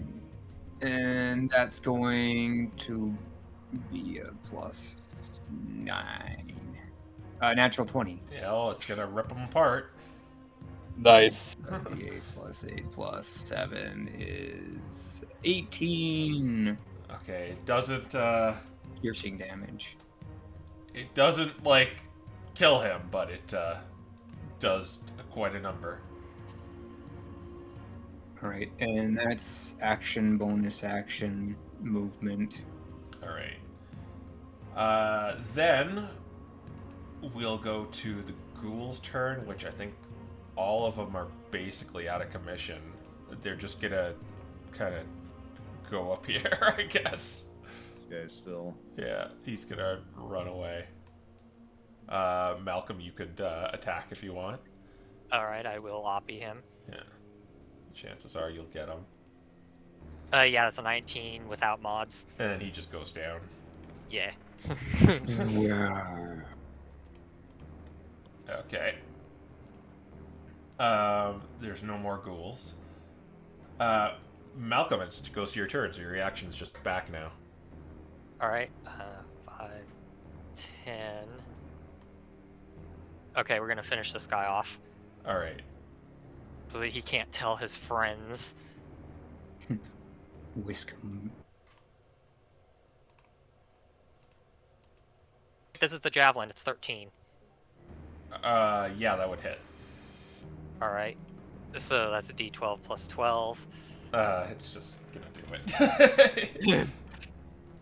The turds All right, here since undead, like, put them all to 4 HP. Yeah. Are javelins two-handed weapons No. or heavy? No, they're thrown. They become heavy because of his Yeah. I gotcha. Eldritch Wrath. Yeah. Okay. 15, 20, 25, 30. And then he's going to javelin this guy. All right. Advantage because. Restrained. Yeah. 18 plus mod. That hits. 15. Yeah. We will not Pass let turn. you get to the master. All right. Who's the master? They do not respond. They are diligent guards. All right. Nightingale is gonna go after the restrained guy now that you guys are all softening him up. So she's gonna go around, and she's going to chill touch him at advantage. Nat 20. So Hooray! that's an 8 plus 1. So 9, but that does it. Actually, I only had 8 left, so -1. We take those. He can't come back for at least one round. All right. That's all she's going to do. Oh wait, I forgot the champions. Whoops. Yeah. So he's. Oh, I guess he would have gotten Yes. a turn. Yeah. Let's see if he would have got if he can't get out of the. So I'm gonna make a roll for him, a dex save. It entirely depends on if he gets out or not. Yeah. What's their dex? Not that great, but so please fail. So this, yeah, okay, it failed. It's just stuck there, restrained again, and then yeah, she just went over and did that, and this one can't do anything. Well, it does need to make a check for being in the web. Yeah, it needs to make a check to see if it can can move. But it's gonna, like, run back, so it's, like, doesn't matter. So yeah, it's just restrained. Being restrained matters to me, us. Yeah, I guess that's true, yeah. Alright, where's restrained? This guy was incapacitated. Yeah. Yeah. I can't find restrained right now, but yeah, that's what she does. She just... I'll get it. Alright. Alright, but then we go to, Dante. Okay. Right now, since nobody can really do much extra. This is that time where I wish that inflict wounds was still a melee spell attack. I know. This would be a very good time for that, yeah. I guess instead we'll just go ahead and firebolt him. Alright. That will still be advantage.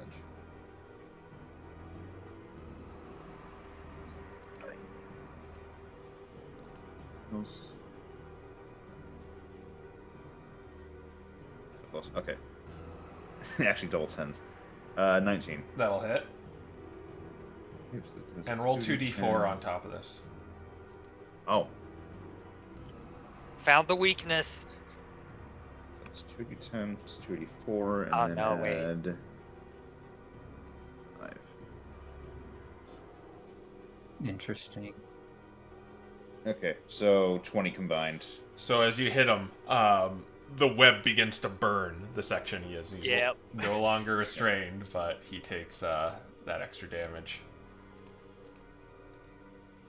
And he is no longer frightened and incapacitated either. I think he is burning though. No, he's not. Okay. Okay. So just to get this clear, the entire web has just gone whoosh and No, it's gone? the Or it's section. on fire? The section he Okay. was in. Ah, gotcha, okay. Or wait, no, No. it burns away in one round. So he's still in it.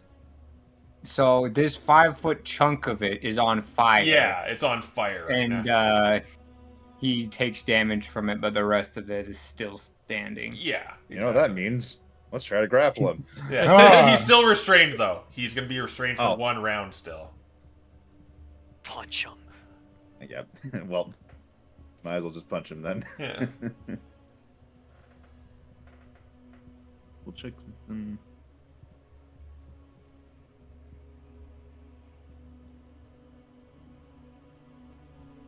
X. Get another I will crit. use quickly.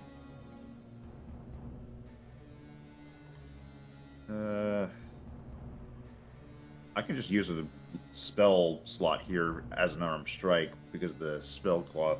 So, Cantrips. I'll true strike him actually. All right, yeah. Makes it 8 each plus. We dagger him or mace him. No, it's funny. I actually get to true strike him with my unarmed strike. Yeah. Oh.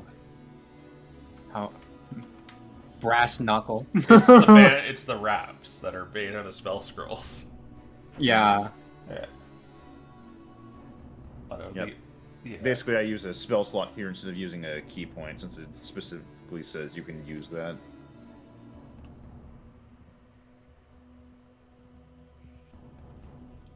Yep, 30-20. That'll hit.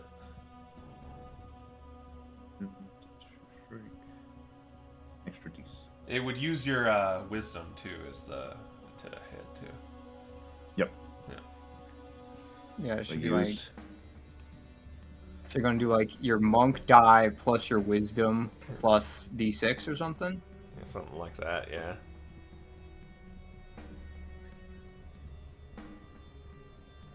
Plus D6. Yep. That makes it 2D6. That's an average of And then add 7. 5. 13. 1 over average. One more just radiant kick to his face. Nice. And I will end my turn here. Alright. Do you get use Fury of Blows, right? This was specifically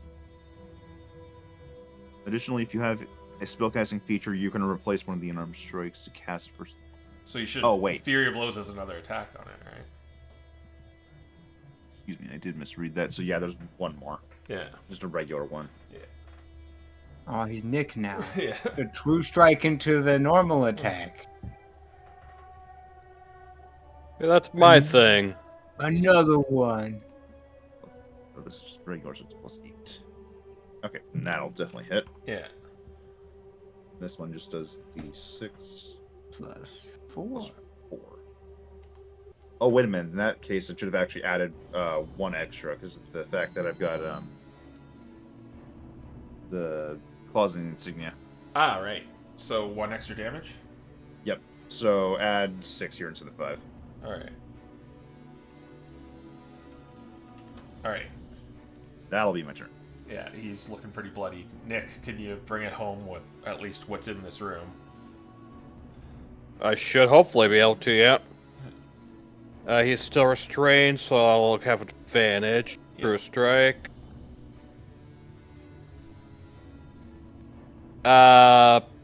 13 plus 11, that's probably going to hit. Yeah, and I'll even show you the HP here, just in case you get 12.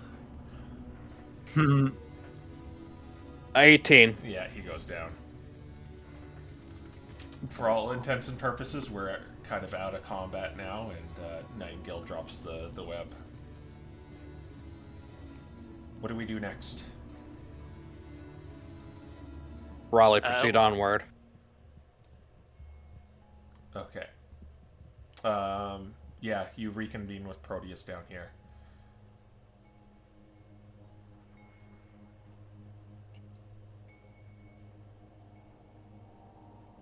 There seems to be some sort of invisible wall right here. Oh, yeah, that was the door. So there you go.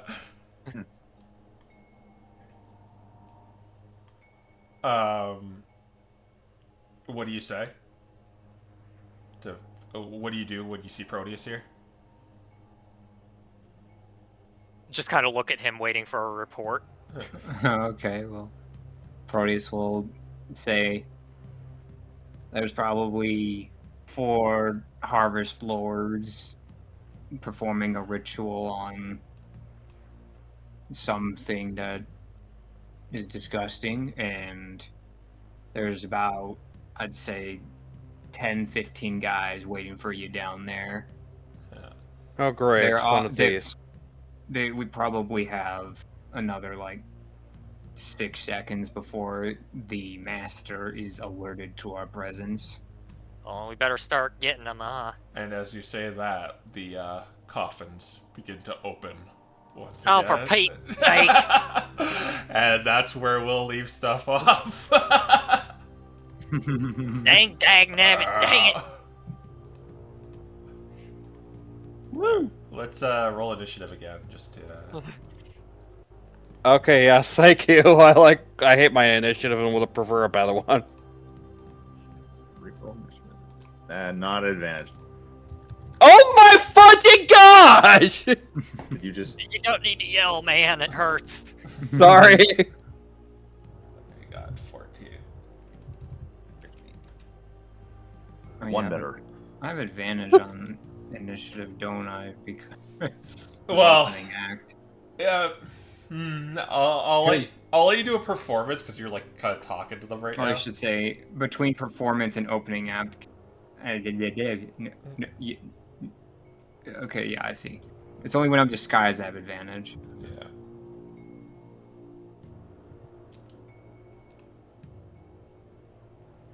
Alright. Yeah. But we'll leave stuff off there. Alright. Oh, All right. yeah. Bye, everyone. Bye. Bye.